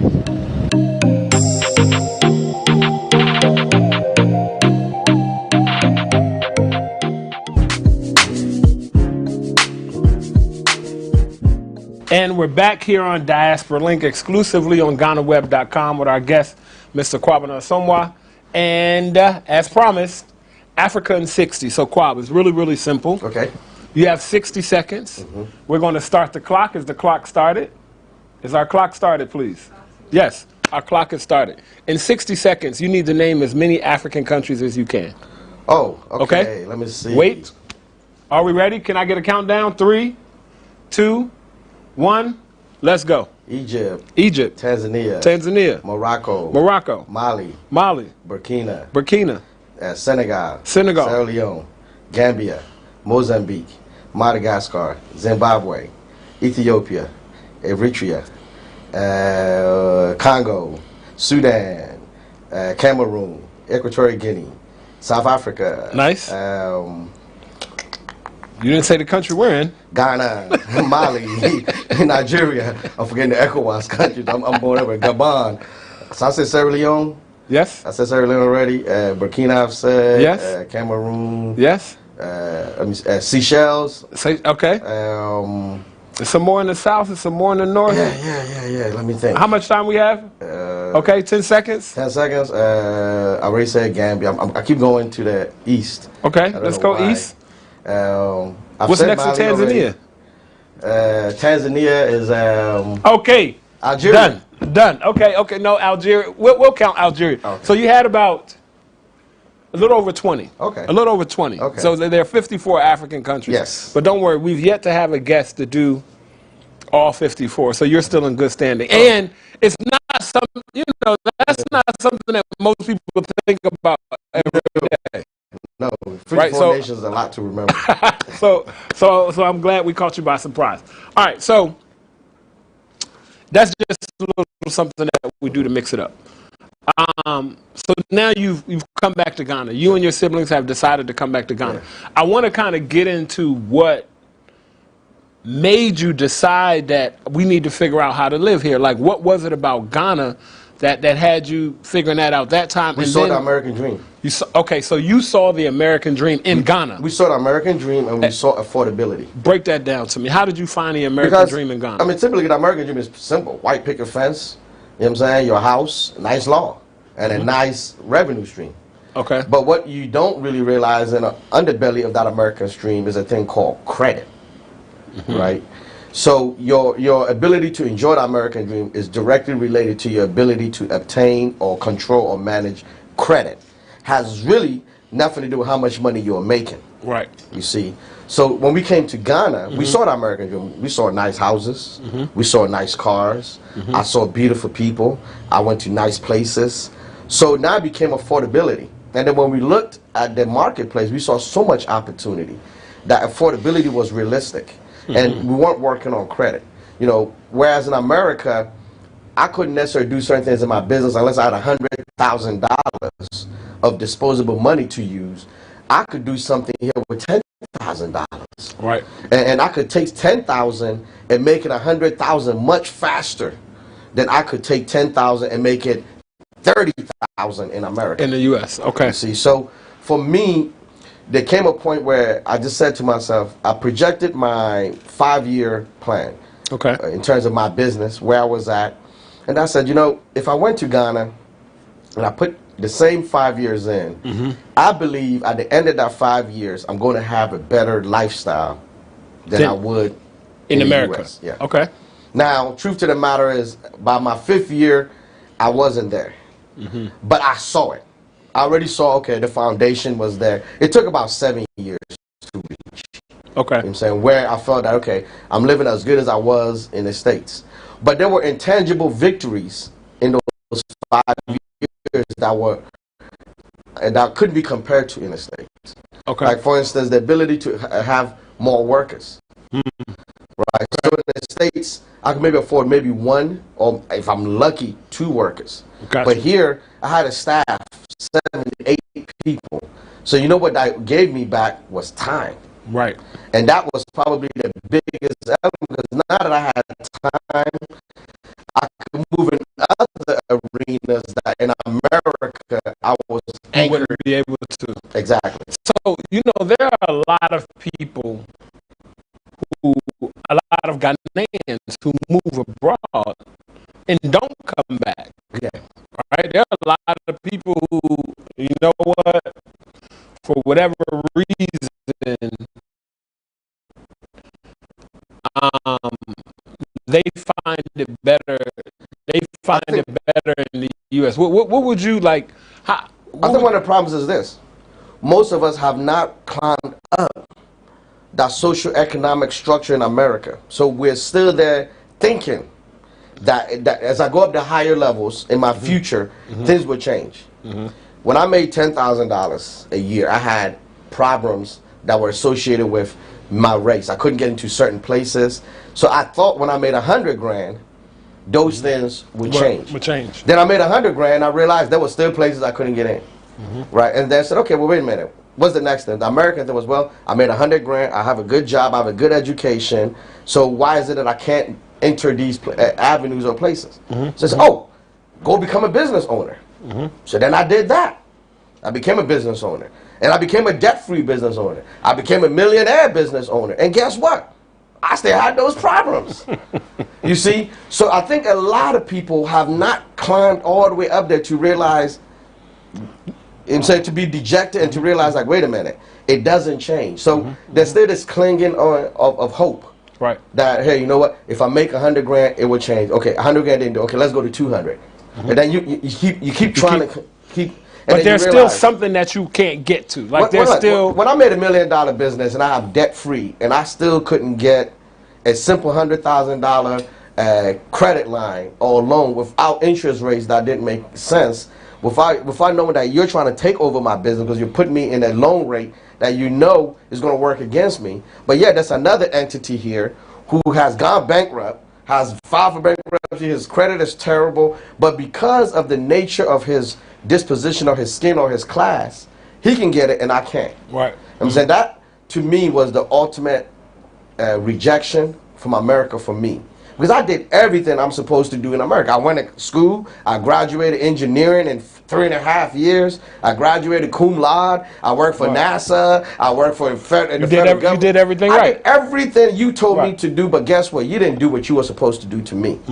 And so I realized right then and there, one of us is being lied to. Now, insanity is doing what you did last year and expecting something different. Right. So I already knew what I was doing last year and what I was going to get. So when it became a comparison of 5 years, like, you know what, let me go to Ghana for 5 years and see. And see what happens. What do I have to lose? And that 5 years turned into? Well, we're in what, almost 10 now? Right. 10 and permanent. 10 and permanent. So permanent, you're not interested in going back to America. There's nothing America has for me. I mean, other than it is a commercial business place. Okay. So other than going back for business meetings and things like that, nah, I'm kind of good. So the year of return just happened, right? You've met, a lot of various diasporans who are moving. How do you feel about being a Ghanaian who went to America and came back? How do you feel about the diasporans who are now moving, who are coming to Ghana to settle, looking for that same American dream that you found? It's very necessary. Okay. Because we have to understand, China's been here. All these foreign countries have been here for decades. Right. And look at our people still. Look at where our education is. Look where our health is. Look where our economic value is. Look at the average Ghanaian's buying power. When I came in 2005, the buying power of the Ghanaian who made 1,000 cities is the same buying power of that person today. Even though that 1,000 cities has now been inflated because of exchange to a huge number. But his buying power hasn't changed. And I think people don't understand the diaspora, the African American diaspora. And I'm going to say something. Because we have African American, we got Caribbean American, we got Canadian, we got American, Black Canadian, we got European, we got European, Black American. But the African American is an anomaly in the system. Okay. Okay. The African American has the one thing that no other African collective group of Black Africans in the whole world can say. What's that? He was given civil rights by law. Europe never had a civil rights movement for Africans. Okay. Canada never had it. Mexico. No other place has ever given African Americans or Africans outside of our own country rights legally that says, hey, you can legally be compensated for being treated less. So some people would say, well, what good is civil rights? What good is having that? Well, what it did was it opened if you still could get shot in America, right? Oh, you still can get. You can get shot. Bullets doesn't care about civil rights. But what it did was it opened opportunities that we couldn't get before. Now, what we do with that opportunity is the question. For instance, we didn't have schools that would allow us in, so we created HBCUs. Okay. Then we couldn't get scholarships. But civil rights came and said, well, wait a minute. If you're going to give money to this white school, you must give something to the black school. So now, maybe a student who couldn't get into school and get an education now has that opportunity. That education that kid got because of civil rights movement, he now has the opportunity to bring that knowledge here. So how? Okay. And make it a knowledge transfer. So it is a continuation of that movement.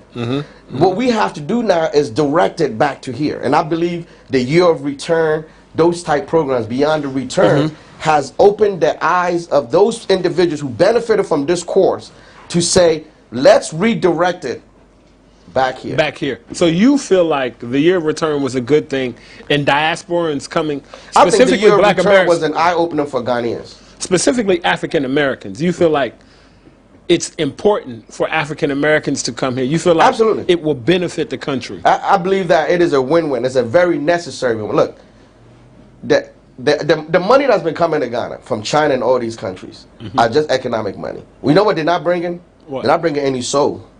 They're not bringing any relationship. Because they have no relationship. If I'm Chinese, I have no relationship with you Africans. So I'm here to do my business and I'm leaving. Right. The African American has a relationship with you.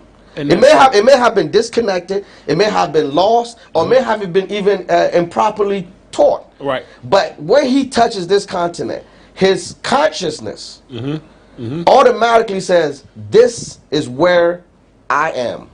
So let me ask you this. You hear a lot about Ghana, right, nowadays in the news. And being here on the ground, I hear a lot from diasporans. Right? Sometimes people complain a lot about what's not right in Ghana and what needs to change in Ghana.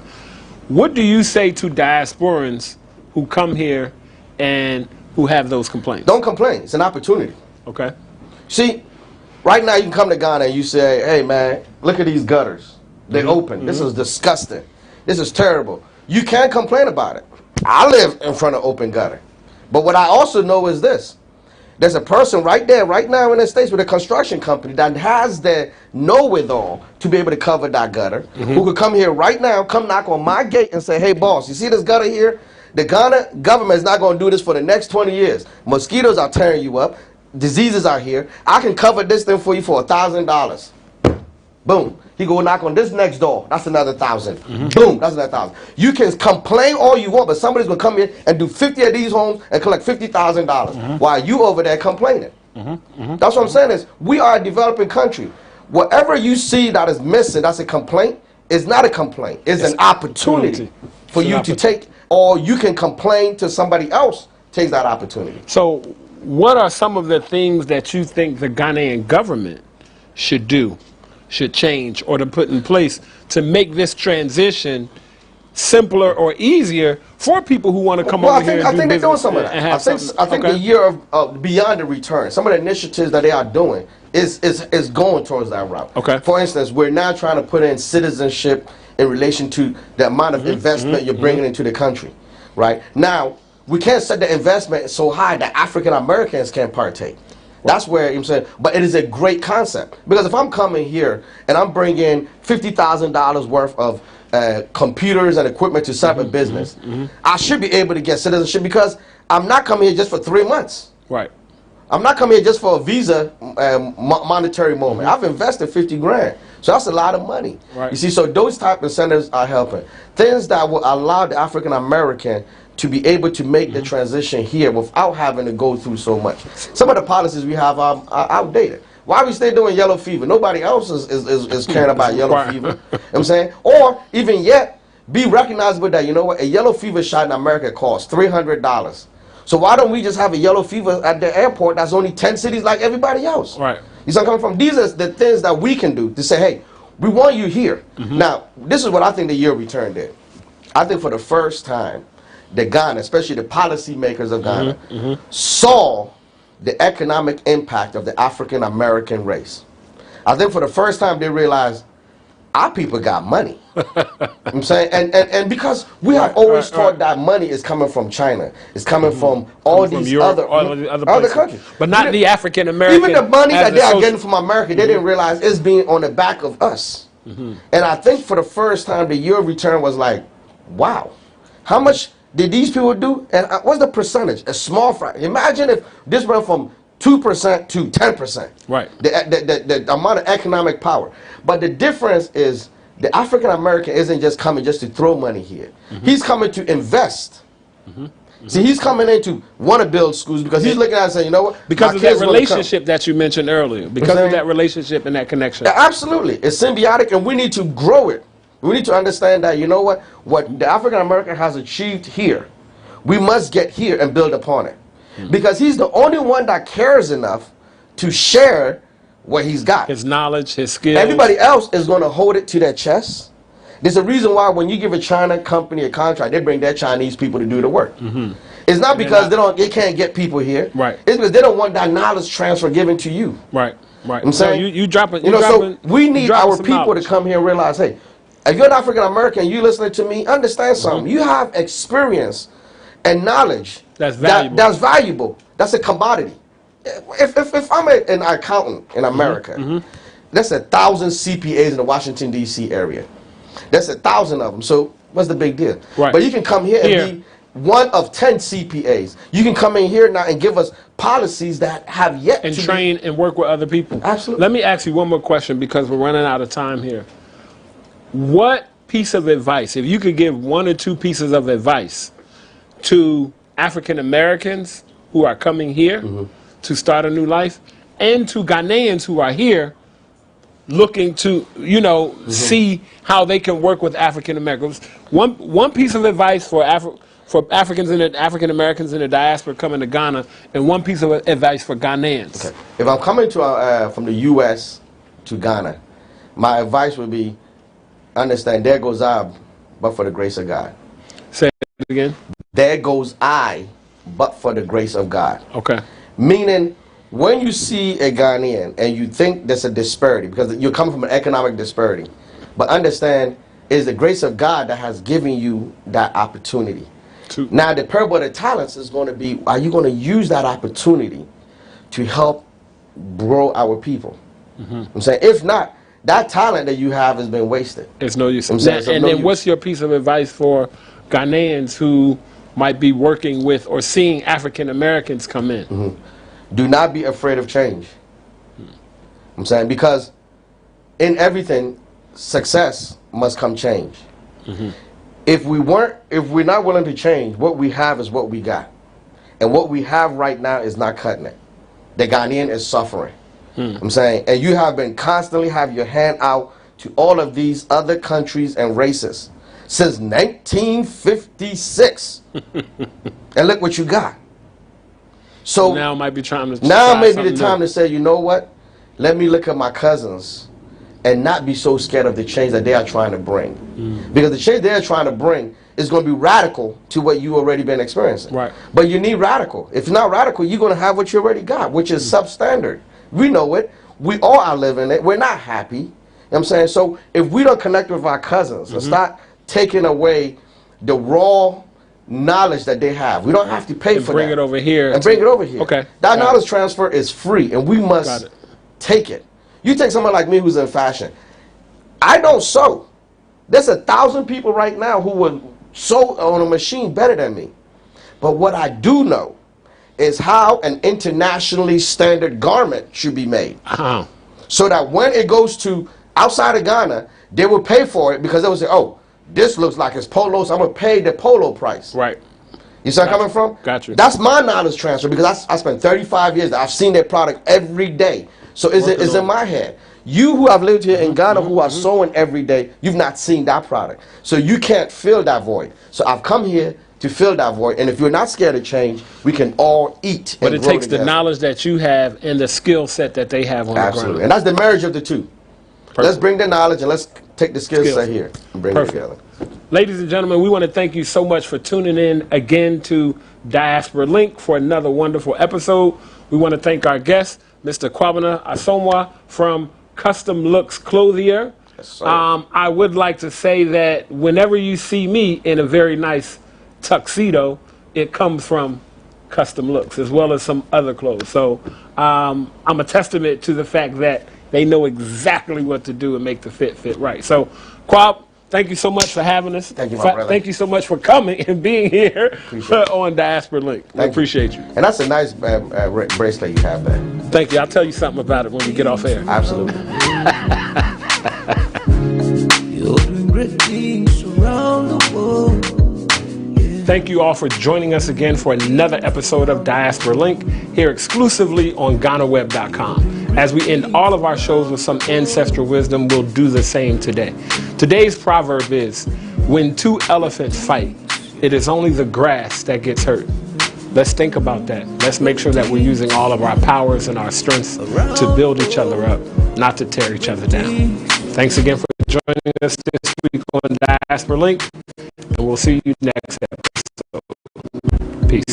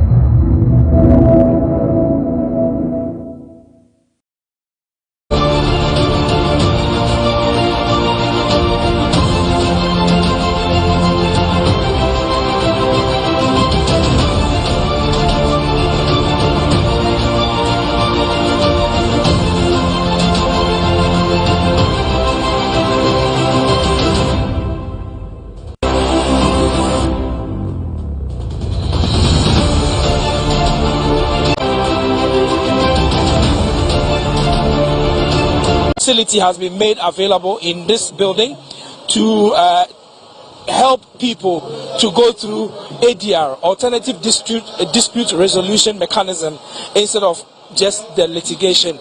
And so that's the facility that has been constructed here. We are told that this facility started in January. The construction of the facility started in January 2022 and was completed June 2022. That means that the project had a lifespan of some 6 months, and within a period of 6 months the contractors were able to complete the project. We are told that the contract sum for this project is 480,770 Ghana cedis. 480,770 Ghana cedis. And that's how much has been used in constructing this facility that you are seeing in your shot. Shortly, President of the Republic, Nana Addo Akufo-Addo, will be here to commission this project. Before he does the commissioning, there is a deba of the chiefs and people of the Northern constituency, which is already constituted. President Akufo-Addo is expected to share pleasantries with the chiefs that have gathered and subsequently do the commissioning. I can tell you that a representative of the Chief Justice, Justice Jones Toche, is already here in the company of the Judicial Secretary, Madame Pamela, and they are coming to join with the President to commission this facility here at Northern constituency. Graciously, I've been joined by one of the officials here at the Northern constituency, and he goes by the name Emmanuel Laye. Emmanuel Laye is the District Coordinating Director for the Northern constituency, the Northern District Assembly. Thanks for the correction. So, Emmanuel, thank you very much for joining us. You're welcome. You're welcome. So, tell us, this facility that has been built, that is right behind us, what really facility? What is it? What facility is it? What is the target of the facility? It's a district court, and one of the core functions of the district assembly is to ensure that justice is served to all the inhabitants of the district. So this facility is going to do a lot of work in terms of serving justice to our people in the Northern district. Yeah. So, just like you said, this is a district court. But prior to initiating this project, how was Northern constituency or district dealing with its cases that arise? Actually, it was a headache because most of the time cases have to be moved to either Central Tonu or South Tonu. And even the police were even complaining all the time, because look at carrying suspects all the way from here to North Tonu and then Central Tonu. And then in case with the civil cases are also a headache, because civil cases run for long. 10 years, 5 people are still running to that side. So this court is going to do a lot of work for us. It's a great privilege to have this court here. It's going to do a lot of work. In fact, a lot of work for some of us. So some of us are very, very grateful that this court has come here. So in your district, what would you say are the kind of cases that are popular here? I know that when you come to Accra, sometimes the case is land litigations, property litigations, and also marital issues and all that. What are some of the issues that you think are so eminent in this particular area where you preside? Oh, they are also similar to those in Accra. Land issues, civil cases, criminal cases. So it's not different from what I. But over here, what I realize that most of the time is land and then chieftaincy issues. But unfortunately, I don't think this court can handle chieftaincy issues. But what I read, I stand to be corrected though. But land cases are the major issue. Land and chieftaincy cases are major issues. Half of the criminal cases they are there, but I don't so highlight the land. So you can say that civil cases are more over here. So what we do know that this is supposed to be a district court. There's going to be a magistrate here. Do you have any idea whether or not the court is going to have any other jurisdiction? Because the district court is the lowest of the courts. If your community is growing, your district is growing, you may need a circuit court and a high court. Do you have any idea of the plan? Thank God that, we have another town under the northern business we call Japan. And Japan, they are going to have a circuit court there, which is within our district area. So if the court is higher than this court, then you can move it to the circuit court in Japan. So I get the impression that apart from this building that has been constructed here in the Northern District, you are saying that another part of your district, which is Japan, also has a court facility, something similar. Yeah, it's even bigger than this. And I think that the president is supposed to commission that one to us, but I don't know when. But now it's bigger. It's also new. So it's also quite new. So in fact, we are blessed actually to have two courts at the same time. Okay, great. That's good to hear. And okay, so let's talk about other things beyond this court. In this district, what are some of the other pressing issues that needs attention from government? Most of the time, the youth, jobs. That's what they tell you. Jobs are the major headache for all of us.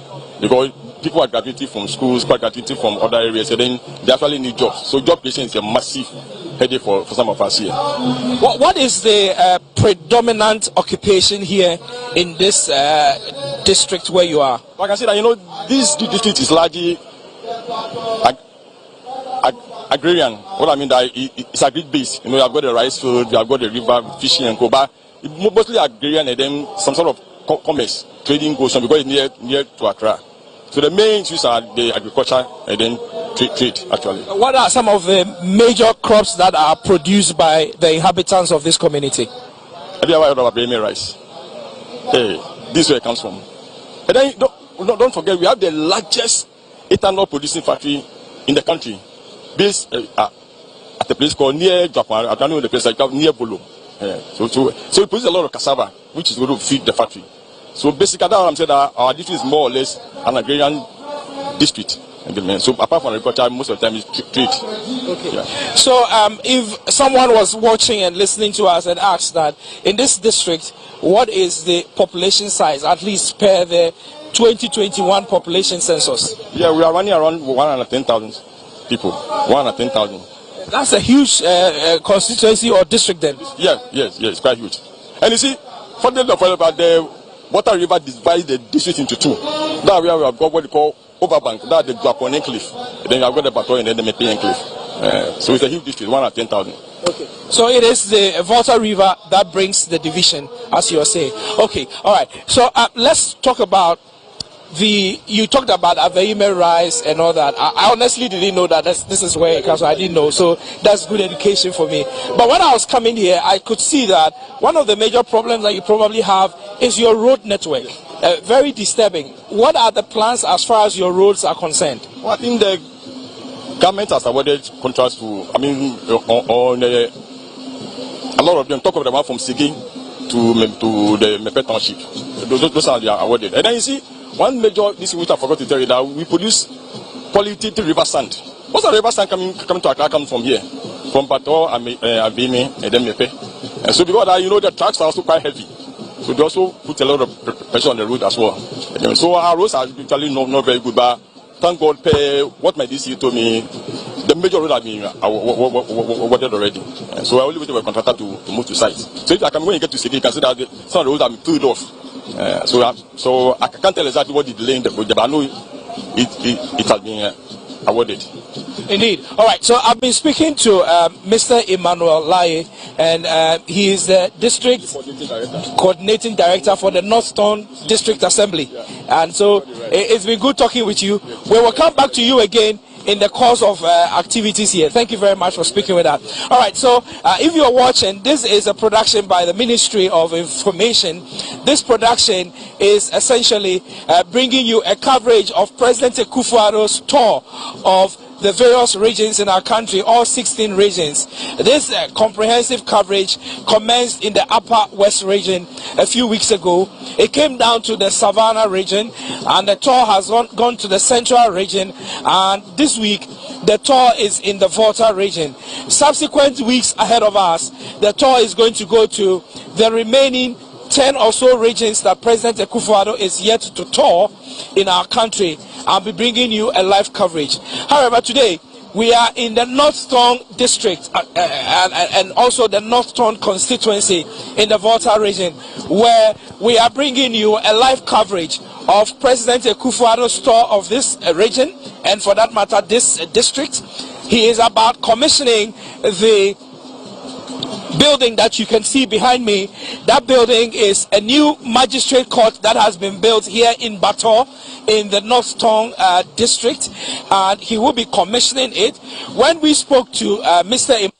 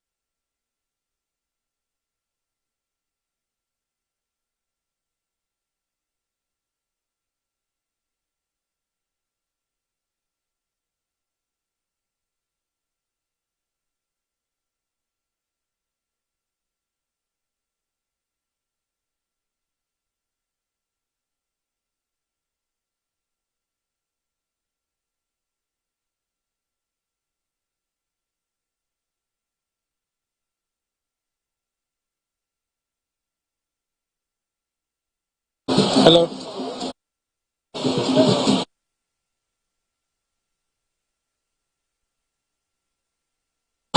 Right, so the building that has been constructed here in the Northton constituency or district, which is supposed to serve as the official building for the magistrate court that will be sitting here in this particular constituency, comprises of a courtroom, a very huge courtroom. It also has the offices for the magistrate who will be presiding here in this court. There is also an office for the account officers. Account officers simply because when people come to seek justice, they have to do their filing, they have to pay filing fees and what have you. And so this account office is going to serve as the holding area to receive payments for the administration of the court. There is also the administrative office, and obviously every court needs an administrative facility, and so there's an administrative space here in this building that is going to be commissioned.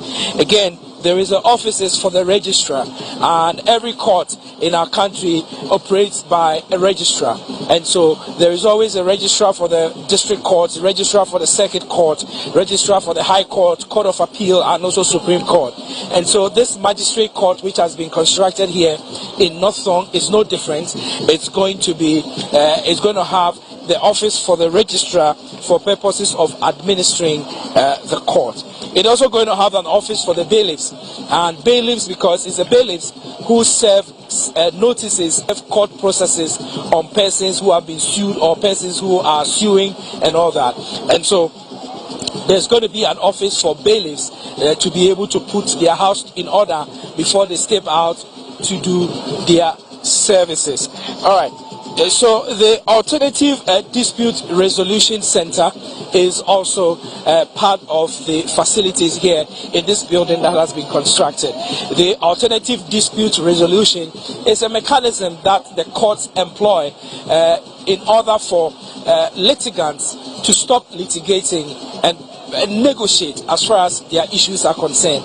And so obviously there are some issues that may not necessarily require litigation. They would require that the parties involved sit down with an arbitrator and arbitrate those issues, mediate those issues, and come to a resolution. And so in the wisdom of the people who constructed the courts and also those who administer justice in our country, they thought it wise to have an ADR center in all our courts in order to facilitate this particular activities. And so if you are just tuning in, this is a live broadcast by the Ministry of Information, and the Ministry of Information is following President of the Republic Nana Addo Dankwa Akufo-Addo everywhere he goes to ensure that they bring to you everything that the president is doing and all projects that the president is inspecting. Thankfully, I've been joined by the North Thong District Chief Executive, and that's, I believe your name is Osborne Divine Fenu. Yes. Thank you very much for joining us, sir. Thank you so much, sir. All right, I know your people have been waiting for a very long time, but we believe the president is almost with us. Yes, sir. Yes, sir. He's almost here. Our people are anxious to welcome the president to North Thong. They are eager because most importantly is that the president has visited this area for the first time in during his tenure as president of the Republic of Ghana. He has visited North Thong though, but you know, North Thong is separated by the river. Half of the people are Overbank, Dwapon, and East environs, and then the district capital is Abato, with other towns, Mepe, Avema, all along this area. And so the people are very happy that the president for the first time is visiting Bato, Mepe, Avema areas. And so that is why you see them eagerly here entertaining themselves and waiting to receive the president.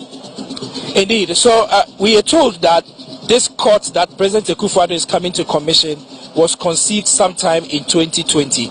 What necessitated your planning to build this facility here in this particular part of your district? Yes, so what happens is that North Thong doesn't have any court, and therefore anytime there are cases, issues, you may either go to Sogakope or Adidome. If you must go to Adidome, you must cross the river. Sogakope means that you must take this stretch. And those at Dwapon and other places, they may have to go to Peki or Kwando to get adjudication for cases. And so the residents of North Thong are not happy with that situation because of the poverty level, traveling up and down, crossing the river, the risk involved. And so the Assembly thought it was to put up a district court to serve the people around this enclave. Indeed. Okay, so tell us a little bit about the facility. What are some of the things? We've been told some of them, but you are the man on the ground. Tell us, what are the facilities that you've provided for in this facility that you've built? In fact, I cannot name any modern facility. I think this is the modern structure that's been given to us from the judicial service. And so you can see that every facility that is supposed to be there have been provided. And so I am not familiar with most of those terms, so I believe the inspection has been done and everything is set. And that is all I can say on that. All right, so before I let you go, here in your district, beyond this facility that you've built, what are some of the other projects that are currently ongoing in the district? Yeah, so you see that there are other projects that are ongoing. Currently, we have another court that's been completed at Dwapong, and that we believe is going to be made a circuit court, and that is yet to also be commissioned.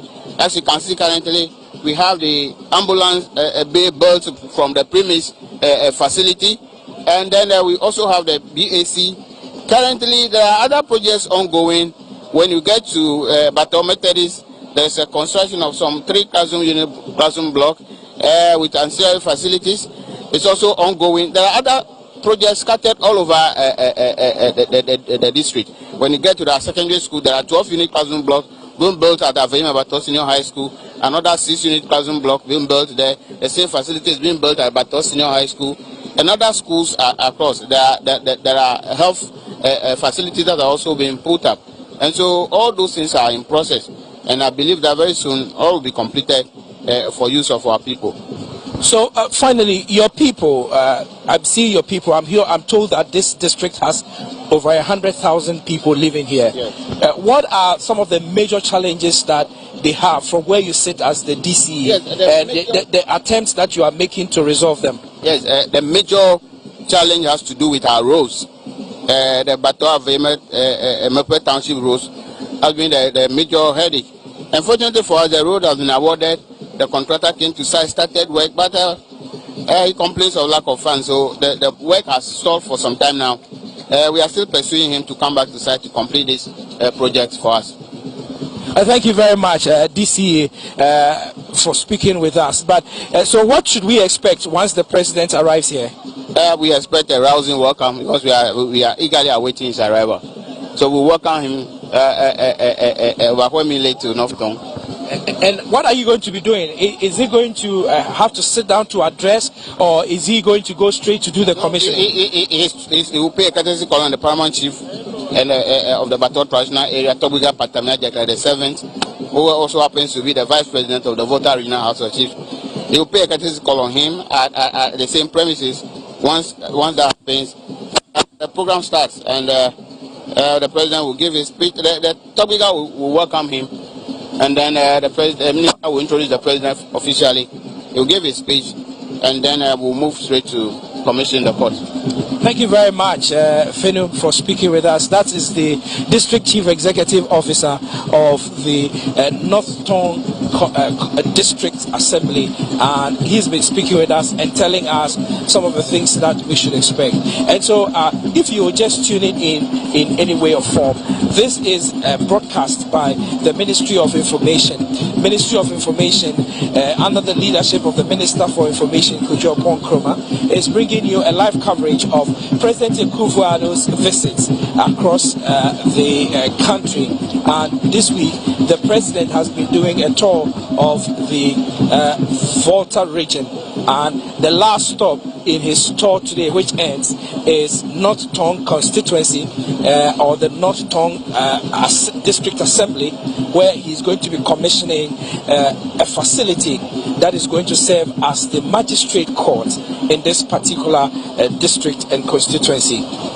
Sesia ena odi we fidie eto eye channel iswa me paucho o hwe Ministry of Information dwumadie kese a omo ye a omo didi omampanyin na Danko Akufo-Addo echi na this week Ministry of Information dwumadie no eba Volta region President Eshe Volta regional tour asi endra ena owie ene na ene no waye dwuma bebre o hya ase no oni a soldier for ewo 66 artillery barracks ewo ho ena ekọ twin enkomo okọ honom no a soldier for payifo no emma no de ebe friend no potoka sem say briefing na che say omo kire no security situation a ewo eye ho eye Volta region omo wie ye no military na ɛwɔ ho ha sei no dwumadie kɛseɛ paa ɛda ɔmani so ɛyɛ Operation Motherland no ɛne sɛ sɛdeɛ wonim no Volta region ana Volta region baabi a yɛwɔ sisi ɛha ɛbɔda ɛyɛ Togo ɛwɔ eastern side of Ghana enti Operation Motherland no ɔmo dwumadie ɔda ɔmani so ɛne sɛ kwan a ɔmbɛfa so I ensure say Ghana borders our eastern corridor no safe. Enti omuma President Akufo-Addo briefing ewo sa border no. Owie ye no ordinary extra aflao no obehwe agenda 111 project kese bi a ekoso ewo honom ewo North Cratchy side honom. Owie ye no ena odi neni extra aflao ha Eco Commission School Dank CB Omesi Ewo Aflao constituency ono. Owie ye no ordinary actually kwan so a Oba Northton eye baby a bigina sisi a bene wo kase Northton constituency and Northton district assembly no oman behiju bedi e da ni so ene se omasi court dan fe ewa ha se court dan no magistrate court omo say Northton constituency ha no court dan ni ha enti se omunya asem na e wo se court ne ka agi so omuko soga kope ansa na omatimi akoko omasem na se si a omampahin na na danko Akufo-Addo adaroma omasi court dan foforo ha no ni nyina kire se wo court case a obetimi dia ba ha se ama ubenya justice every court no enti dwumedia ede ni so ewo Northton constituency aye wo sisi ene se omampahin na na danko Akufo-Addo ba ha se abe commission sa building fe ya uhu omechi na yeto aso no menya ori afoforo wo ha ono so abe kamensa member na introduce no ho na afi me na twetwe nkomo. Good evening to you and thank you very much for speaking with us. May I know your name and what you do in this district? Yeah, my name is Confidence. I'm a teacher here in Aveime. So Confidence is a teacher here in this particular district and he's going to be speaking with us from the perspective of an indigene. So you are a teacher and how long have you been living in this particular district? I'm in this district for almost 11 years now. You've been teaching here for 11 years? Which school do you teach? I first started at the DA Primary to Aveime Methodist Primary and now at Adidokwe DA Primary. They are all in the district. Okay. And so what do you teach? I'm a classroom teacher, right? I teach at the basic school. I teach all subjects in that. Okay, so as a class teacher, you teach all subjects. All right. So this facility that President Akufo-Addo is about to commission, what do you have to say about the project? Is it something that you think will be beneficial to this community? Yeah, of course. You know, the whole of Volta region, we mostly say is a deprived area, and for that matter, Tongu land is a deprived area. And Bato here, as you can say, is a deprived area, though there is a few kilometers from here to the major road, which is the highway, Accra Road anyway. But looking at this infrastructure, and for that matter, a court being built here for them is a plus. For me, it is not in as much as whether a particular party has built it or not or whatever it is, but for the development of the segment or the district as we go. This kind of court, I think, is one among the few we can get in this country, and I can really appreciate it. Today, if it is 12 o'clock midnight that are supposed to be here to see the commissioning of this court, I must do so because it is dear to my heart. I love it and it is good. No developmental agency, no woman, of course, a social woman being can deny the fact that this wasn't built.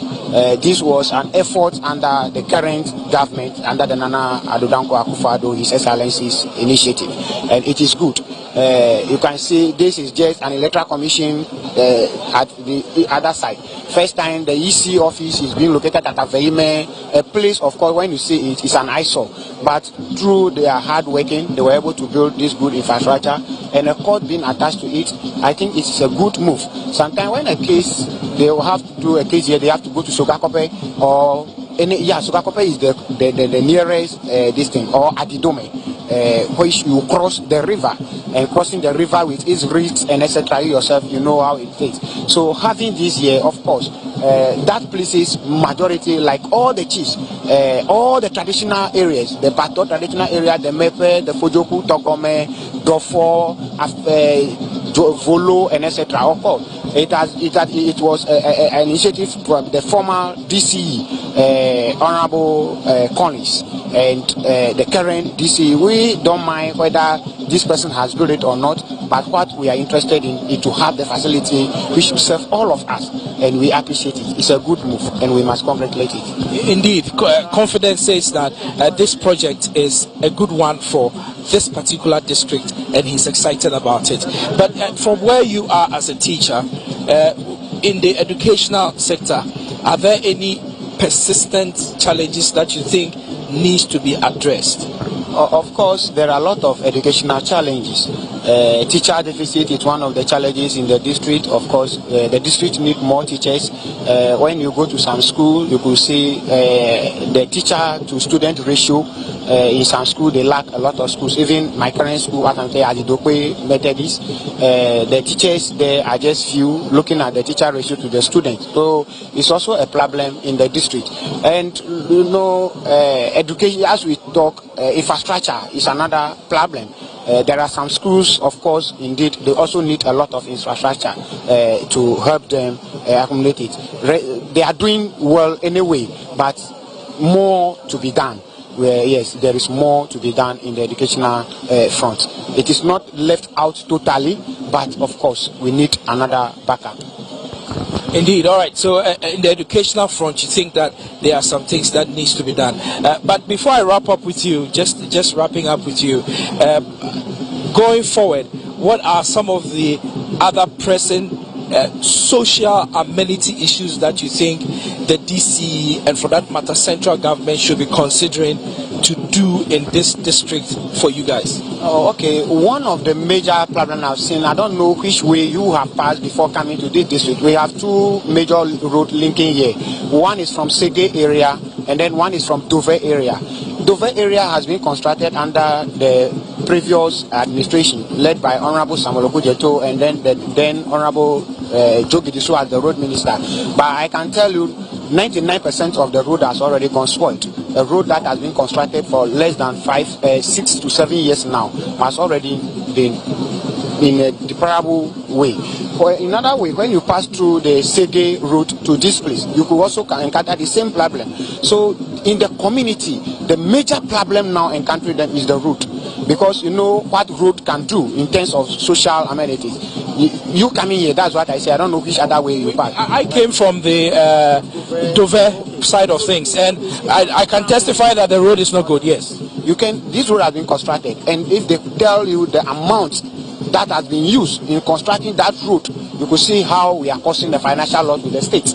Yes. What year was it constructed? This road was constructed under the tenure of Honorable Joe Gidisu. That was 2012, 10 years? Yes. Yeah, I think, no, 2017. 2017 was not... 2015, yeah, 2015, yes, it was around 2015. Yes, 2014, 2015, close to 2016 election that this road was constructed, excuse me anyway, yes. This road was constructed going to 2016 election, that is 2014, 2015. But you yourself, you say you have passed through this road, you could see how it is. When you are going, I know you pass through the Avaime and then Sege road. It's even worse than the Dove one. So road construction is one major problem.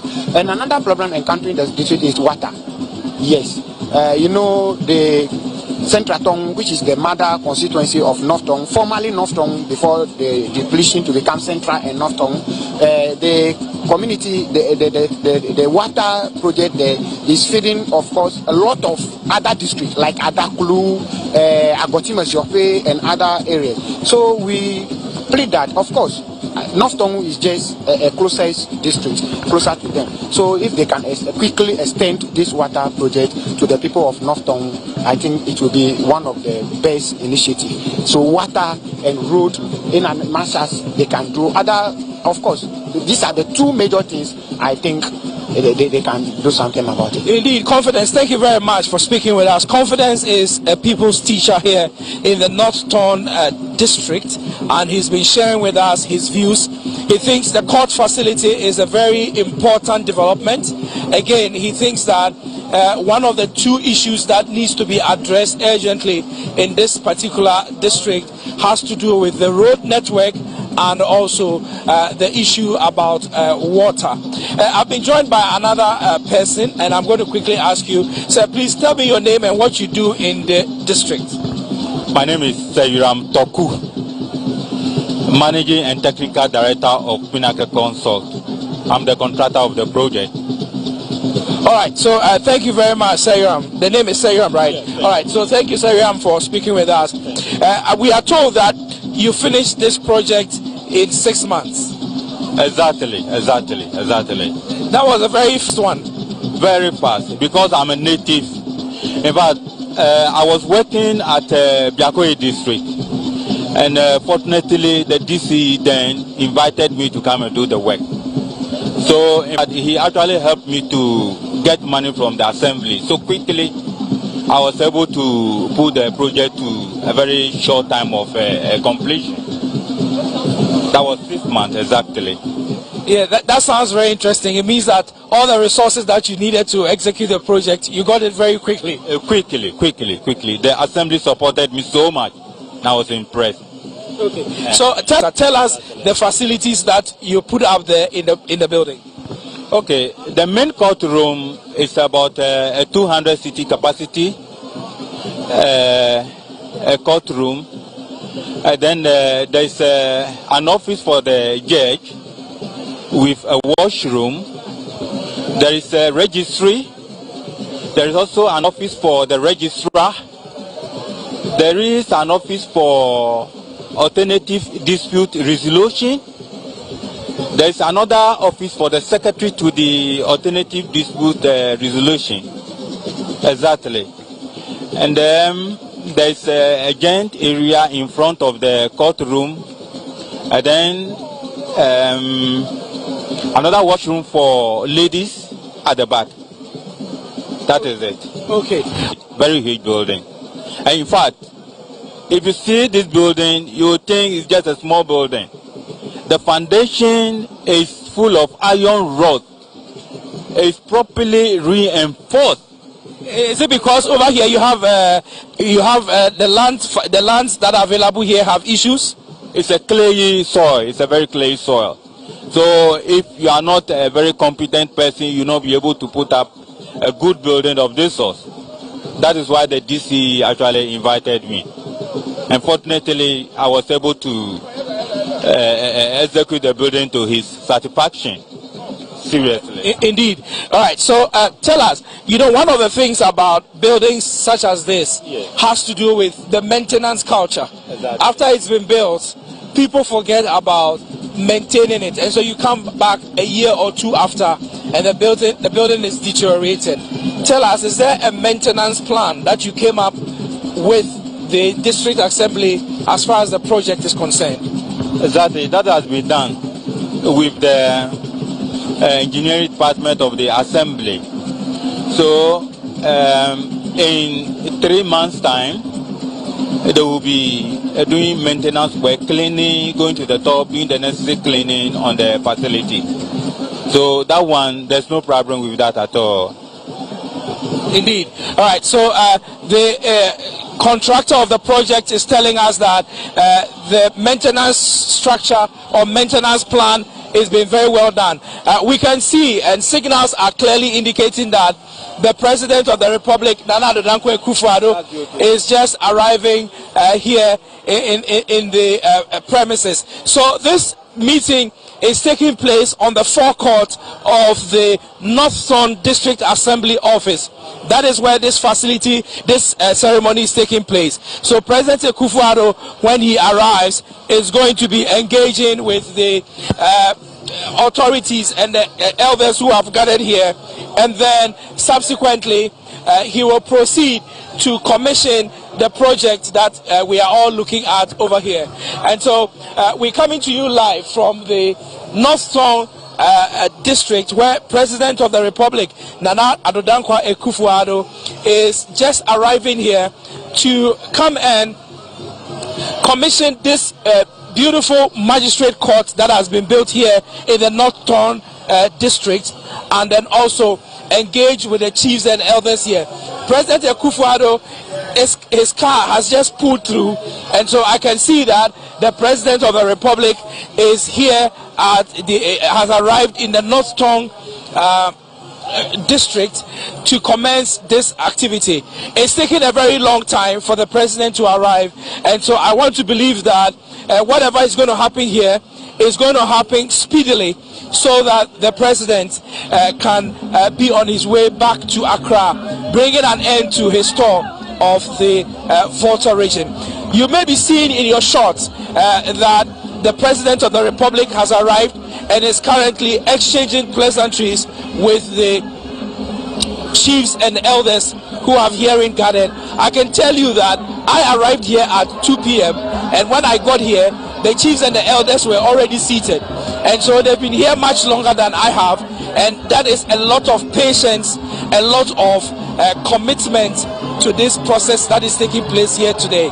So the President of the Republic is exchanging pleasantries with the chiefs and elders who have hearing gathered at the forecourt of the North Town District Assembly Office Complex. And after exchanging pleasantries with them, we are told that the chief of the area will welcome the President officially, and subsequently the President will be introduced by the Minister for the Volta region, the Volta Regional Minister, Lecha. And then after that, President Akufo-Addo will walk this distance where I'm standing to go and commission the building that we can see behind me, which is the magistrate court that has been built by Sairam here, who is the contractor, Sairam Toku, who is the contractor who put this building together. And so if you are watching, this is a production of the Ministry of Information. We are following President Akufo-Addo everywhere he goes across the length and breadth of the Republic of Ghana. Today, he is in North Town District in the Volta region. That's where the President has just arrived, and we are here on the ground to bring you details. President Akufo-Addo has currently gone on to the dais and has taken his seat, and so proceedings are going to commence here.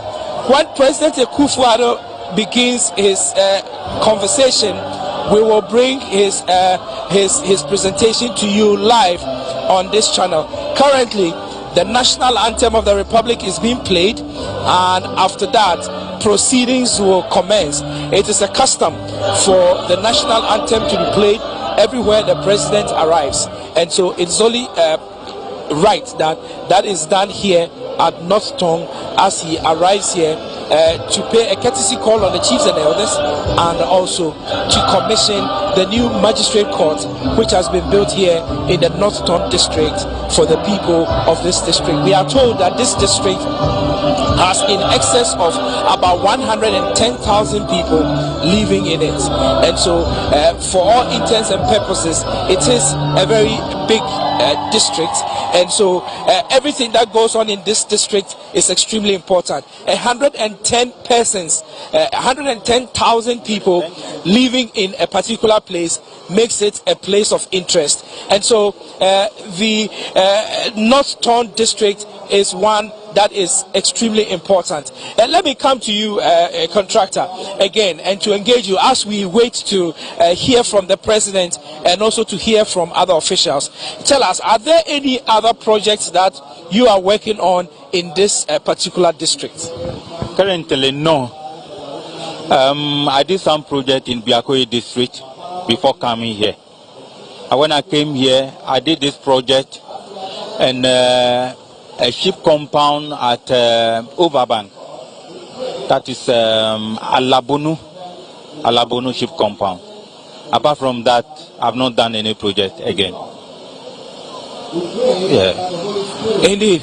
All right. So President Akufo-Addo is here in the North Tongue District Assembly, where he is going to be commissioning a court complex that has been built here to serve the people of North Tongue. It's a district court, and hitherto the people of North Tongue, if they wanted to access justice, had to go all the way to Sugakope and other places.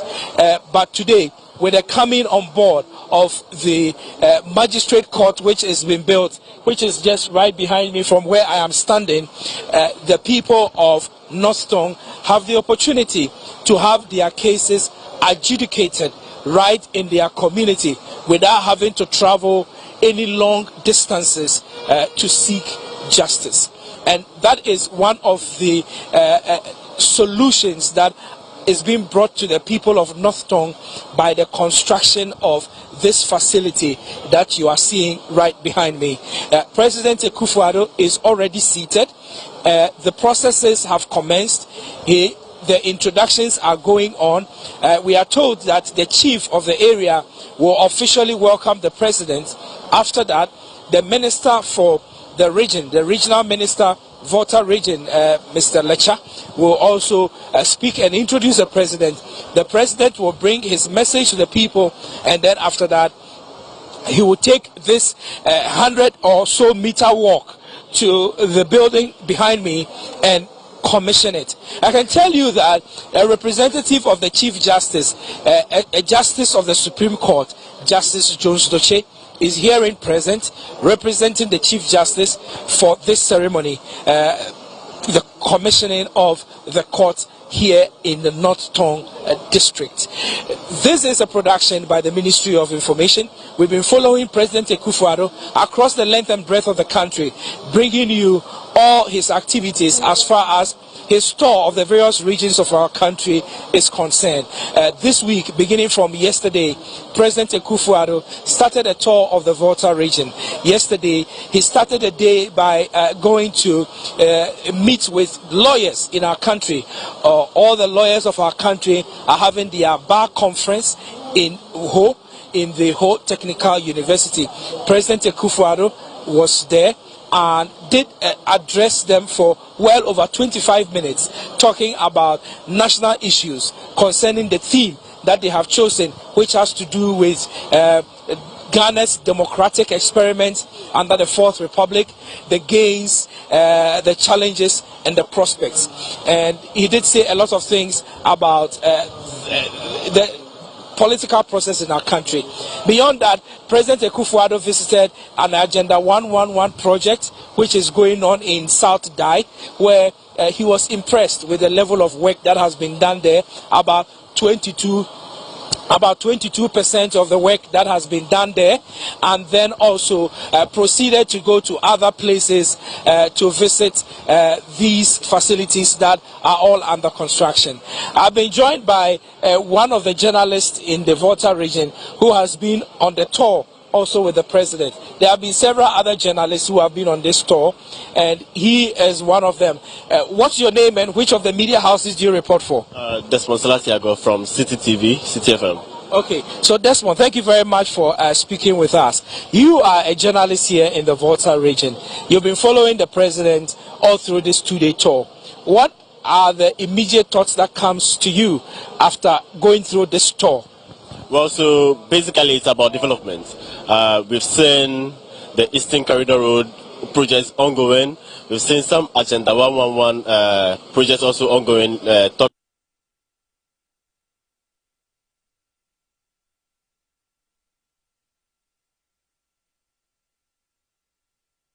Major improvements in projects in the region, and well, with interaction with some people here in the region, I can see that they are very happy, and they still want more to be done for them.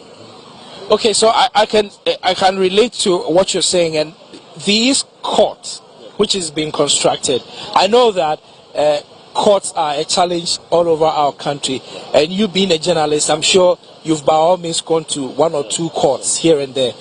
What do you have to say with regard to the new drive of building courts across our country, and also here in this constituency as you see this project? What runs through your thoughts? So let's talk basically about this area, the Northtown district here.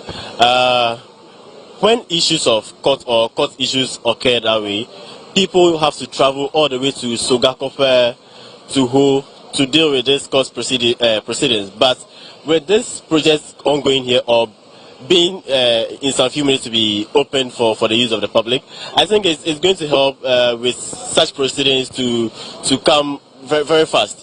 Yesterday at the bar conference, the representative of the Chief Justice, Justice Doshe, was speaking of how fast court proceedings are outside. But in Ghana here, due to this kind of problems, we don't see proceedings to be faster. And so with the commissioning of this courts here, magistrate courts here, I think this is going to help improve upon the court systems in the country. Indeed. So currently, you may be seeing in your shots that the chief of the area is welcoming President Akufo-Addo to Northtown, and those are some of the images that you are seeing. When President Akufo-Addo is ready to speak, we will go straight to the podium and pick the president's address to the people of Northtown district. Let me come back to Desmond and to ask again that overall in the Volta region, what are some of the major issues here in Northtown? I was just speaking to Confidence. He's a teacher, and he tells me that they have a water issue and they also have a serious road network issue. When we're coming here, we saw that the roads were not too good. From where you sit as a journalist, what are some of the things that you see are the most important things that needs attention? Okay, so let me start with the road. You just said, rightly said here, that the road from Sogakope to Bato here is not in the best shape. When you also take the road from Sege to Bato here, it's also not in the same good shape. From Bato Aveime to Japan, also it's not in the best condition. So people here would like their roads to be constructed for them. Let's also come to education. Most schools here is a rural area, so education is not as compared to those in the urban centers. So yes, I've been moving around, I've been speaking to people. They want proper quality education. We know the president is on an agenda to make education accessible to all, but we also want it to be a little okay. As in, when I say okay, they should be in the good standard, so that when I send a kid brother, a kid sister to school, they will be happy to be studying in the school. So they should have a fair or nice environment to study. Yes. All right, so that's Desmond. Desmond is a journalist. He works with CT and CTTV, and he's been telling us his perspectives as far as the president's tour of the Volta region is concerned. Thank you very much, Desmond, for speaking with us. And so, President of the Republic, Nana Dankwa Akufo-Addo, is currently at the Northtown district, where he is visiting to commission a new court building that has been built for the people of Northtown. We are told that here in Northtown there are well over 110,000 people who live in this district, and that is the figures coming from the 2021 census that you can that took place in 2021 in our country. And so 110,000 people living in a particular place makes that place a big deal in our country. And so it's not surprising that there is a construction of a magistrate court to serve the judicial needs of the people. And President Akufo-Addo will soon be commissioning the facility here in the Northtown district before he heads back to Accra, ending his tour of the Volta region, his 2-day tour of the Volta region. President Akufo-Addo began the tour in Ho, where he joined lawyers at the annual 2022 bar conference. He spoke to them well over 25 minutes in that particular gathering. He left there and toured several other sites. He visited the ongoing construction of the Eastern Corridor Road. He also went to South Dai, where he inspected the ongoing Agenda 111 project. When he left there, he went to Pando, where he visited the construction of a steel bridge, which is ongoing. and then subsequently came back to Ho, where he had private meetings with MMCs and DCs and what have you. Subsequently, the president commenced today, the second day of his tour, by visiting the 66th Artillery Barracks in Ho, in the Volta region. And after that, he went to other places. He went to Akachi, and also went to the Akachi area where he inspected an Agenda 111 project. He came all the way down to Aflao, and at Aflao he commissioned a community day school there in Aflao. And then when he left Aflao, he's here in the North Tong district, where he's going to be commissioning the court facility that has been built. We're bringing you a live coverage of President Akufo-Addo's regional tour of the Volta region. I've been joined by another gentleman who is all suited tonight. Please tell me your name and what you do here in the North Tong district. My name is Moses Nanawato. Yeah, I'm a teacher over here. Moses is a teacher in North Tong. Which of the schools do you teach in? I'm a teacher at Bishop Bowers School at Mepe. Bishop Bowers, is that a secondary school or a primary school? No, it's GSS. It's a junior high school. Okay, so you guys are enjoying free education. Yes, and we are so happy about it because it has brought a lot of development to the area. You know, when I was transferred to this district, initially enrollment was very low, but now a lot of kids are coming to school, and with the school feeding program, I can tell you that we are doing very well, very, very well. And we are happy. I want to thank the president for bringing this initiative on board. We are also happy that today we are going to commission a court. Yes, for us to serve the judicial need of our people. We are very happy about it. Okay, so now that you bring the issue about the court up, how do you think that the court facility is going to improve livelihood here in this community?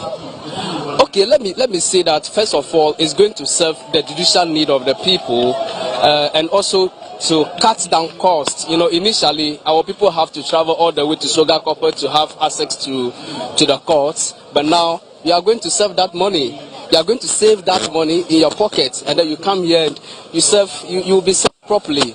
We are happy about it. So much happy. All right. So you said your name was Moses. Yes, Moses. Sir. So Moses, beyond the facility that you built, the school issues that you talk about and all that, what are some of, from where you sit, the most pressing challenge? Some people have talked about the road network, other people have talked about water, but beyond that, are there any other challenges that you think needs attention from central government? Also MP for Accra.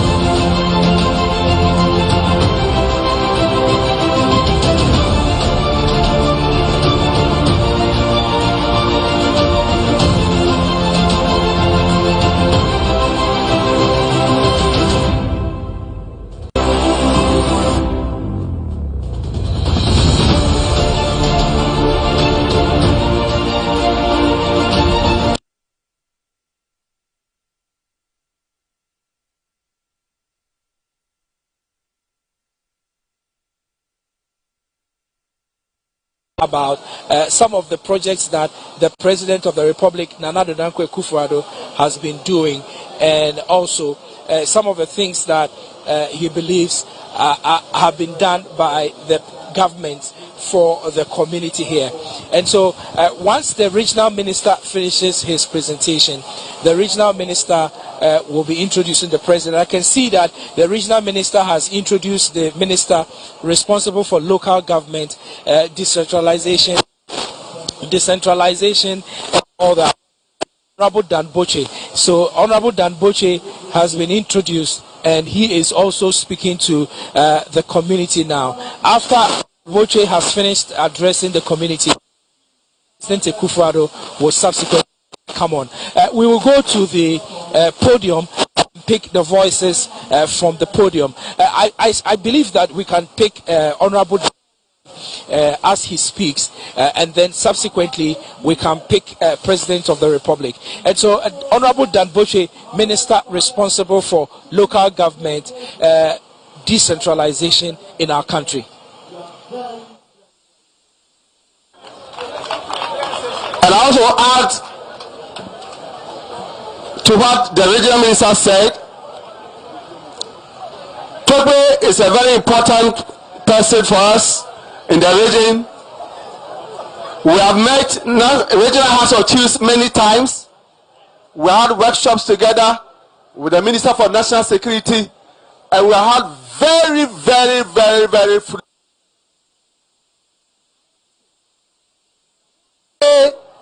we are government of the people and for the people. This is what it means. You have a president who wants to get in touch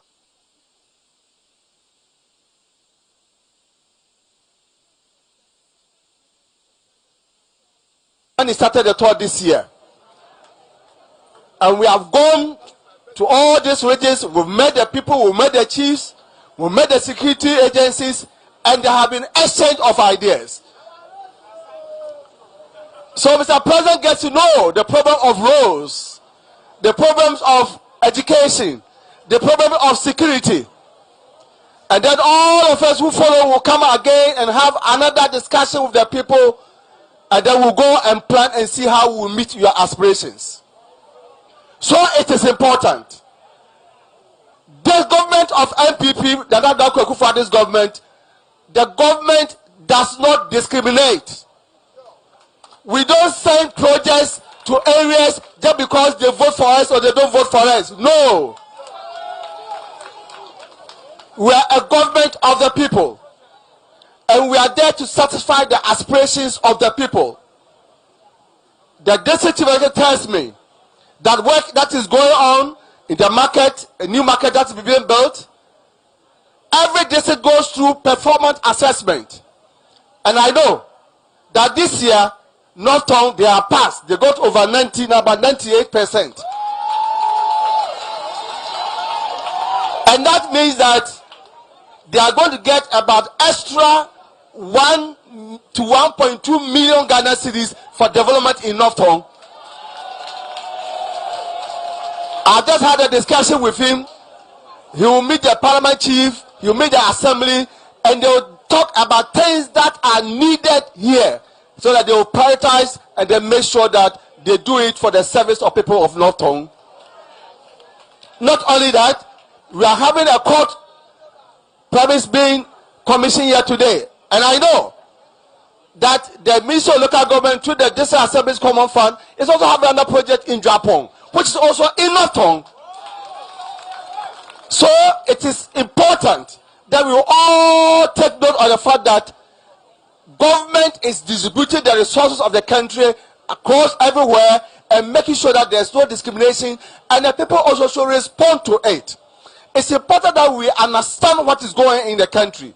In spite of all the difficulties, in spite of COVID, in spite of Ukraine war, we are still doing that what we can do to make sure that people get the best resources and make sure that they benefit from the resources of the country. And I am very much encouraged for what we have seen here.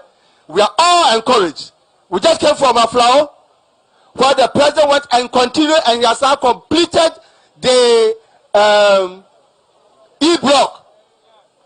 So that has been completed. And that shows that when we succeed governments and they start projects, when we come, we continue and we finish it. An example is in the flow today, and we have all seen it. And so today, thank you very much for this warm welcome. After the president has finished his talk, I will come back with the regional minister, have another session with the district assembly and then the House of Chiefs, and we also will discuss other priorities that we need to help from central government. Thank you very much, and God bless you. Thank you very much. Honorable Minister for Local Government, Decentralization and Rural Development. It's now time to listen to the representative of the Chief Justice of Ghana, His Lordship,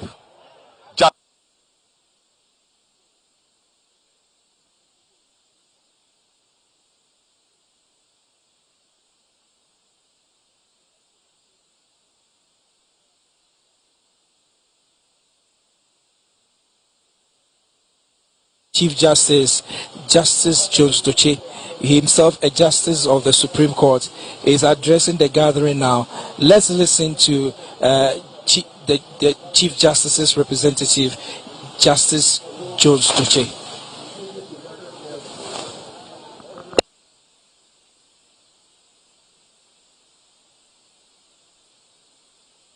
Today is indeed a very good day for North Tongu because of all the districts in the Volta region. It's only North Tongu that does not got a court of its own. As has been said, the disputes from the district have to be sent to either Sugankofe, Sege, or Adidome. But from next week, the magistrate is here. We can have our own disputes settled within Bato in the North Tongu district. People need not travel afar again for settlement of disputes. And as has been said by the local government minister, another court has been built at Dwapong, which is also within the same North Tongu district. That court will be circuit court when it is completed, and this court will be a district court, so that everybody can have access to solve their legal issues. And then Dwapong, which is a commercial center, will be elevated to a circuit court status. I want to advise that even though the court has been brought to your doorsteps, you should still try to amicably. We have what we call alternative dispute resolution. When the disputes are family-related issues, inheritance issues, you don't necessarily have to go to court. Court matters are sometimes expensive. So I would also use this opportunity to appeal to Togbe and his elders to try and mediate disputes that will come before the courts. When you fail to settle the disputes before they go to court, we are not encouraging people to go to court for every solution. But when the dispute, when you are unable to solve the disputes in the family home or in the chief's palace or before the reverend fathers, local pastors, then the courts are there to bring sanity and respect and decorum to all disputants within the district. So I take this opportunity to congratulate the North Tongu district for building the court, and also the District Assembly's Common Fund for building the court at Dwapong. Thank you very much. Thank you very much, Your Lordship. This is the time we've been waiting for. This is the time to listen to the man who speaks, and the voice evokes in us some pleasure. The first gentleman of the land, His Excellency Nana Adodankwa Akufo-Addo, the President of the Republic of Ghana.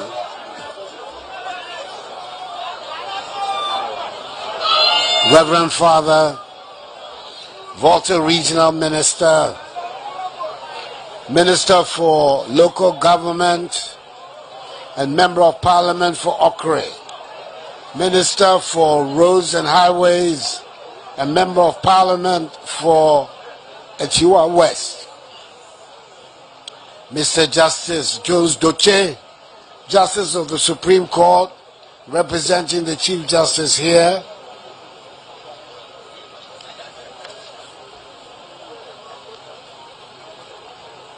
Togwega Patamia Jekle, the 7th.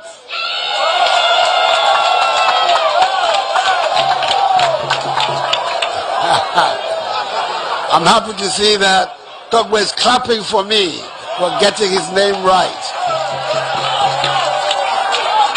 The Paramount Chief of the Bato Traditional Area and Vice President of the Volta Regional House of Chiefs, Mamaga Efia Asieku IV, the Paramount Queen Mother of Bato Traditional Area, the DC, fellow Ghanaians, ladies and gentlemen.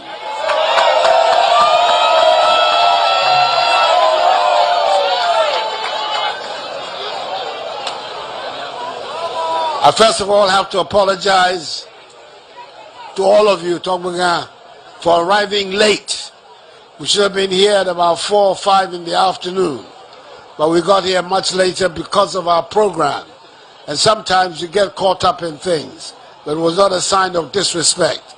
And I'm very grateful that you have found it possible to wait all this time for me. I appreciate it very much indeed. Thank you very much.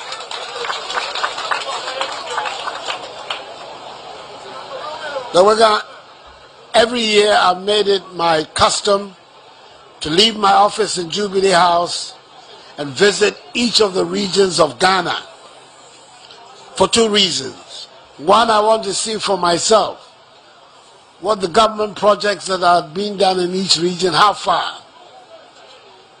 Receiving reports in your office and seeing things for yourself are not the same thing. So I prefer to come out and see things for myself.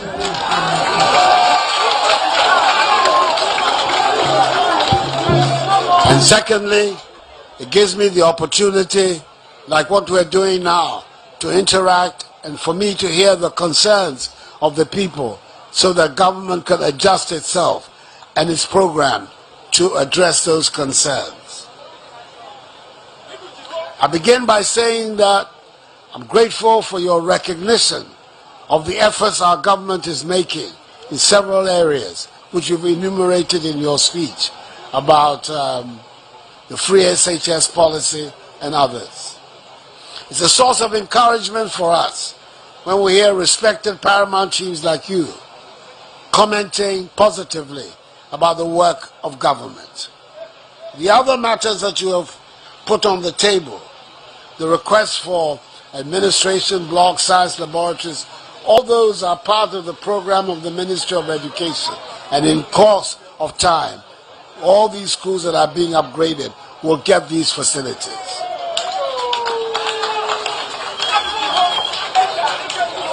In the same way, Torega, you know that everywhere in Ghana, everybody is demanding roads, roads, and more roads. And it's appropriate. It's appropriate. Our roads are not good enough, but we're making a big effort in my time to address the question of roads. But it means, though, that all of us have to be a little patient as we go after the roads systematically one by one. The ones that you have identified, including the bridge, are all matters that are on the table of the Minister for Roads and Highways. And he's asked me to assure you that these are matters that will be addressed, and addressed soon.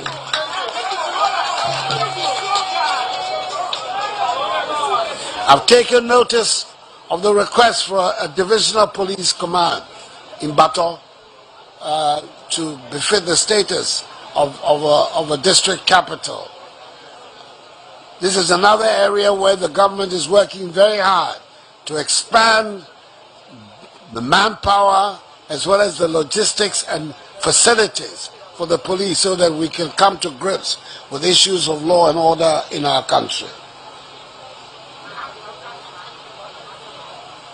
Tabega, what we've come here to do today, to commission the court We talk about wanting to live in a country where the rule of law is what governs the affairs of the nation. But it's difficult to make the rule of law paramount if people find it difficult to have access to the courts.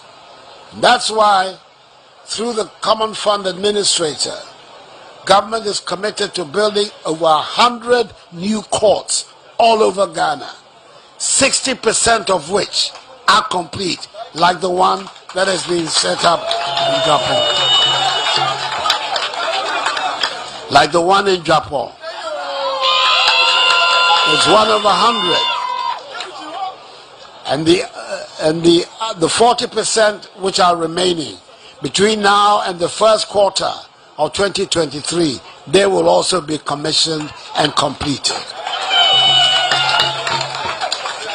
But it is good that whilst the government at the central government level is doing these things, the local government, through the district assemblies, is also contributing to the development of the institutions of justice in our country. And the one that I'm commissioning today is the work of the district assembly of your area. So the district assembly is to be commended for the very strong work it is doing to assist the central government deliver justice to the people.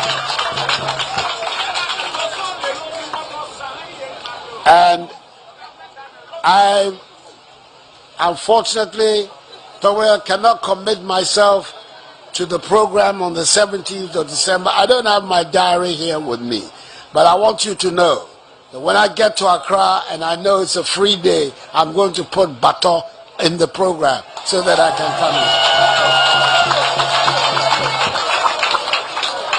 And I hope that the next time I come, your member of parliament, Ablakwa Kujeto, will come and meet me here. I noticed from your speech that he was supposed to be here. I'm hoping that he wasn't worried about meeting me. That's why he's not here, that he's doing something else. But I hope that the next time I come, we'll have the opportunity to meet.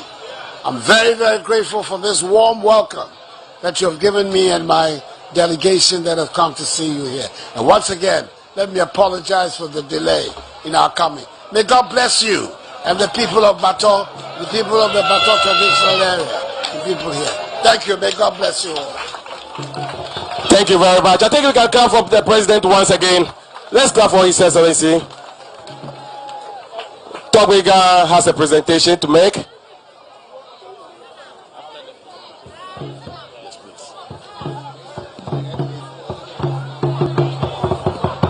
Facility.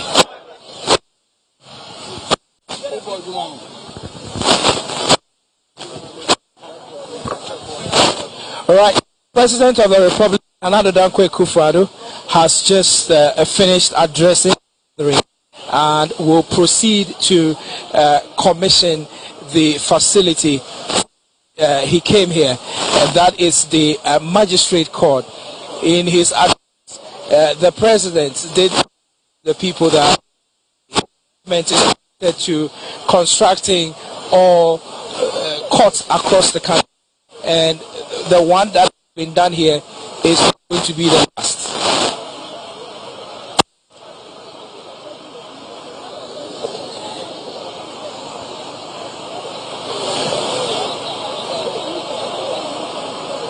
President Akufo-Addo will proceed to go and commission the project. And once he commissions the project, it will effectively bring the entire 2-day tour of the region, the Volta region, to an end. And so, it indicates that his government is committed to ensuring that the judiciary is well resourced by way of facilities to be able to adjudicate justice in our country effectively. And so the President of the Republic, Nana Addo Akufo-Addo, is finished addressing the people of North Tongue, and he will proceed to officially commission the project, which is the district court here in Bato in the North Tong district in the Volta region. This project, we are told, is going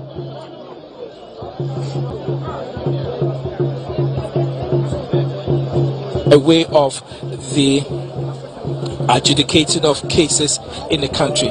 And so we look forward to seeing President Akufo-Addo here to come and commission the project. You perhaps can see in your shots that the tape is ready to be cut by the president, and once the president arrives here, he will cut the tape and unveil the plug to officially commission this project. This project, we are told, has a lot of facilities inside it. It has a big courtroom which can sit nearly 200 persons, according to the contractor of the project, and this facility was built within a period of 6 months. Within a period of 6 months, the court facility was built. There is a courtroom, there is the magistrate's office, there is also the accountant's office, there is the administrative office, the registrar's office, and it also has a registry, and subsequently also has a bailiff's office. We are also told that there is provision made for alternative dispute resolution, and so ADR is also very well represented in this building that President Akufo-Addo is just about commissioning.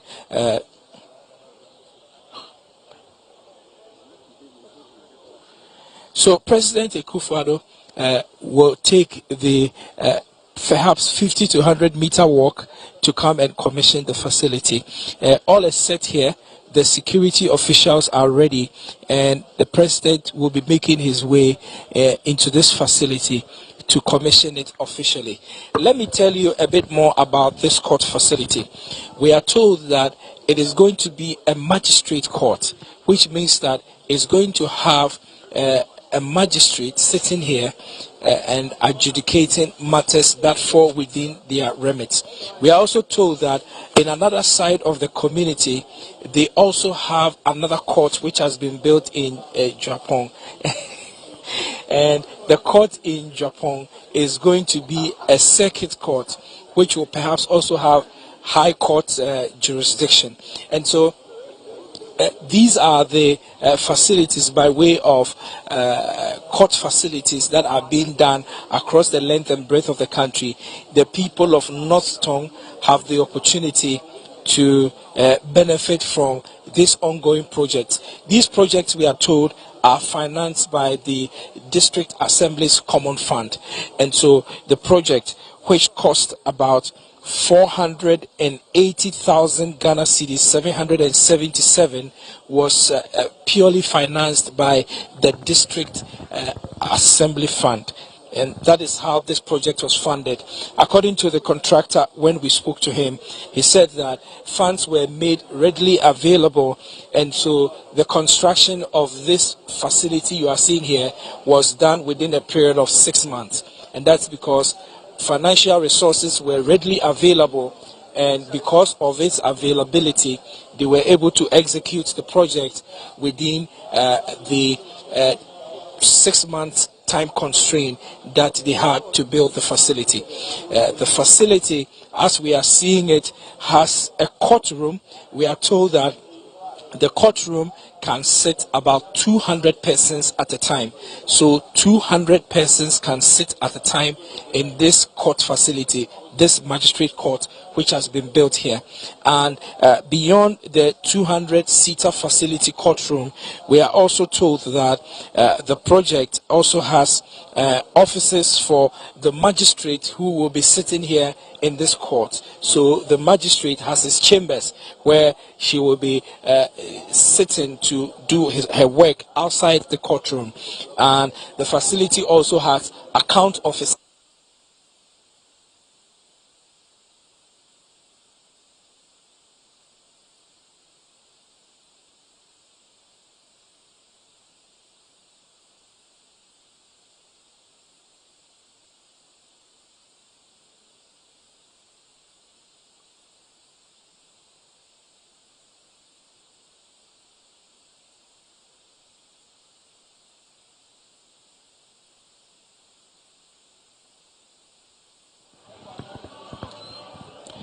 This project, we are told, was built within a space of 6 months, and the 6 months period. The 6 months period of constructing this project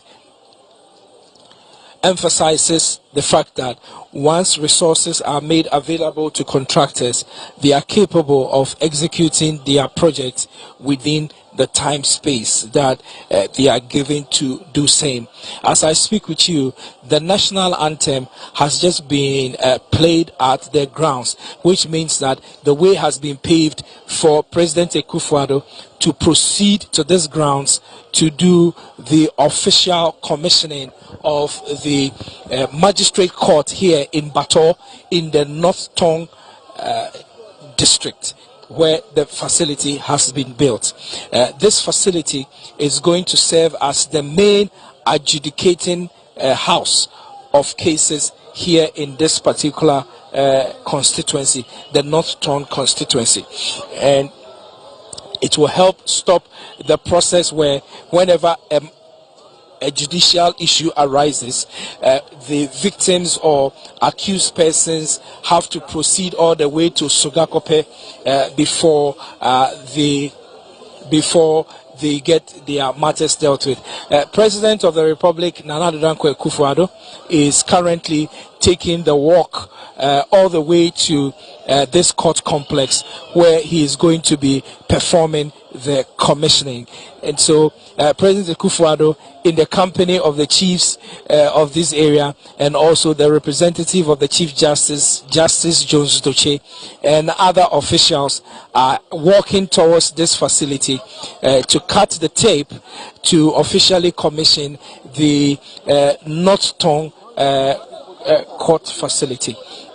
The President of the Republic, Nana Addo Akufo-Addo, has just about entering the facility.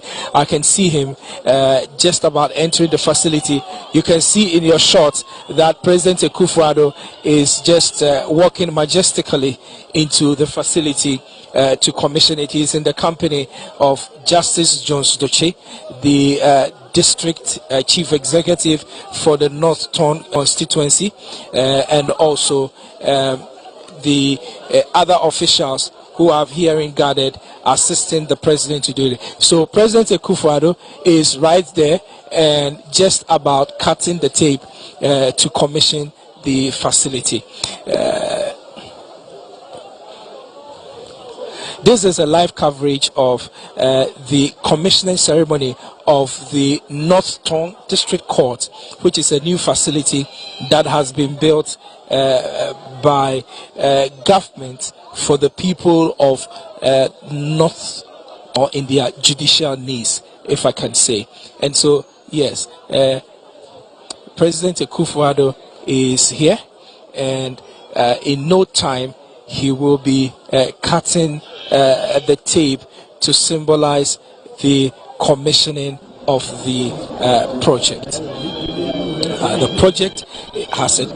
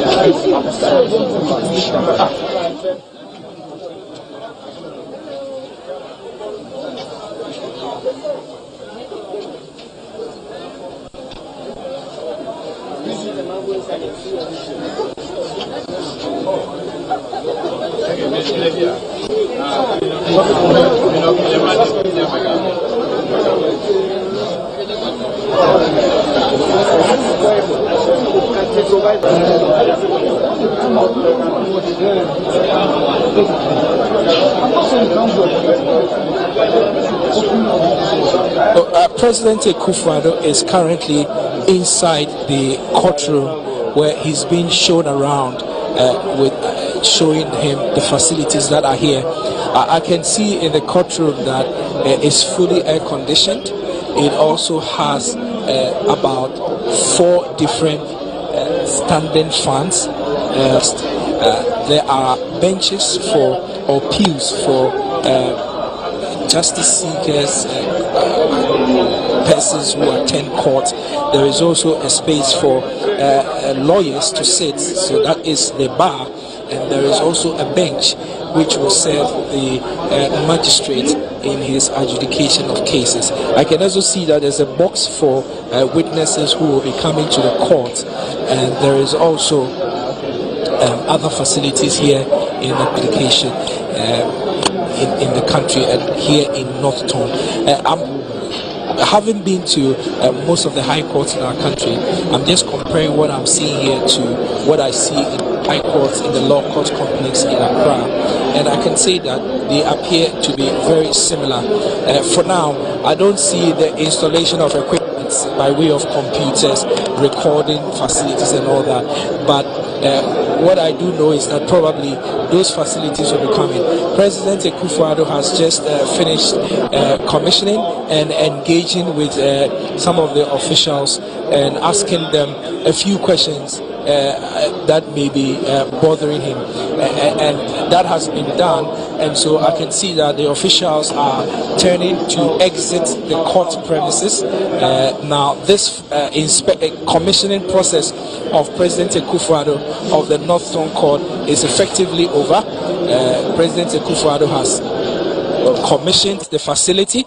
He has gone ahead to inspect it and to see for himself firsthand the things that are in the facility. So President Akufo-Addo has just exited the courtroom and is heading to his car, and that will mean that the President of the Republic will be heading back to Accra, bringing an end to his 2-day tour of the Volta region, which began yesterday and Monday in Ho, and also subsequently continued today, ending here in the North Tongue.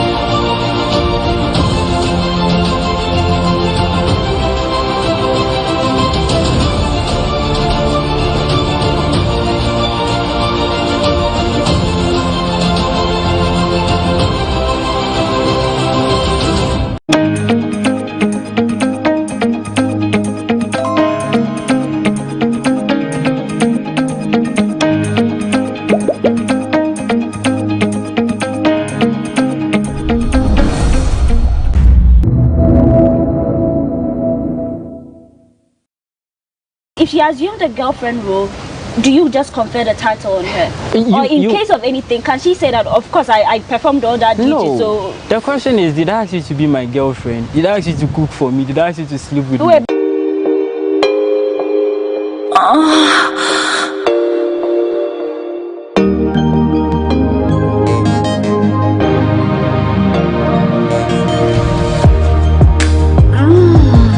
there.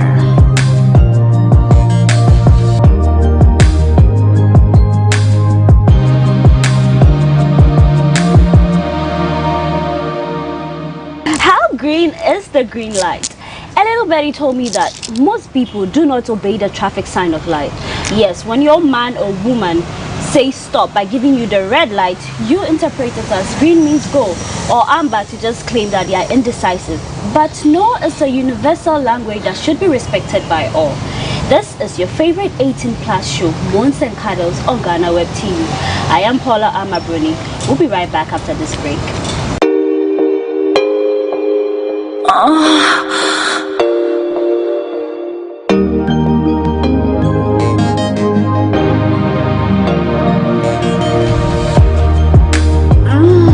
Right there.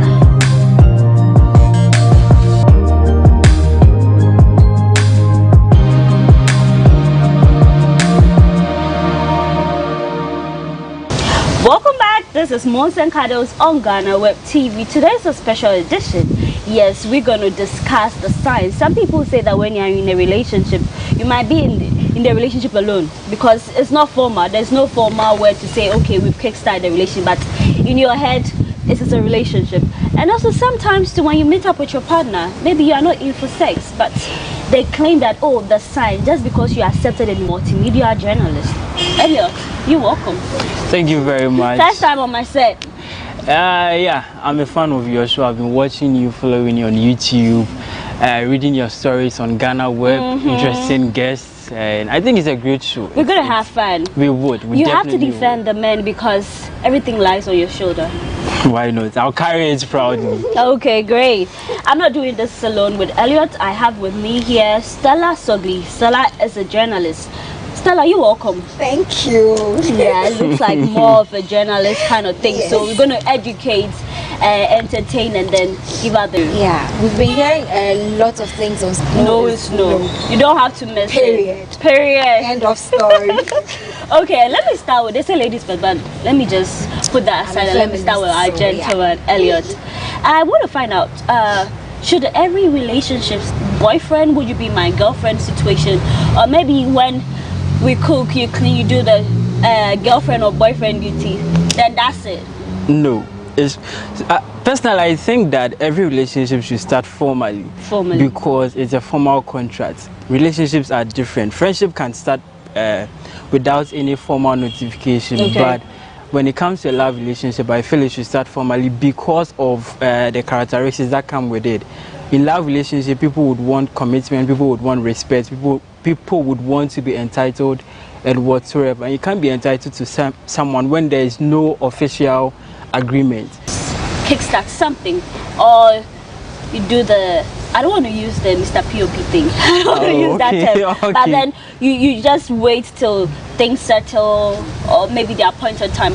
What's your time? How do you do it? I put you on the spot. I know, right? Well, I would say I'm both of the two types that you mentioned.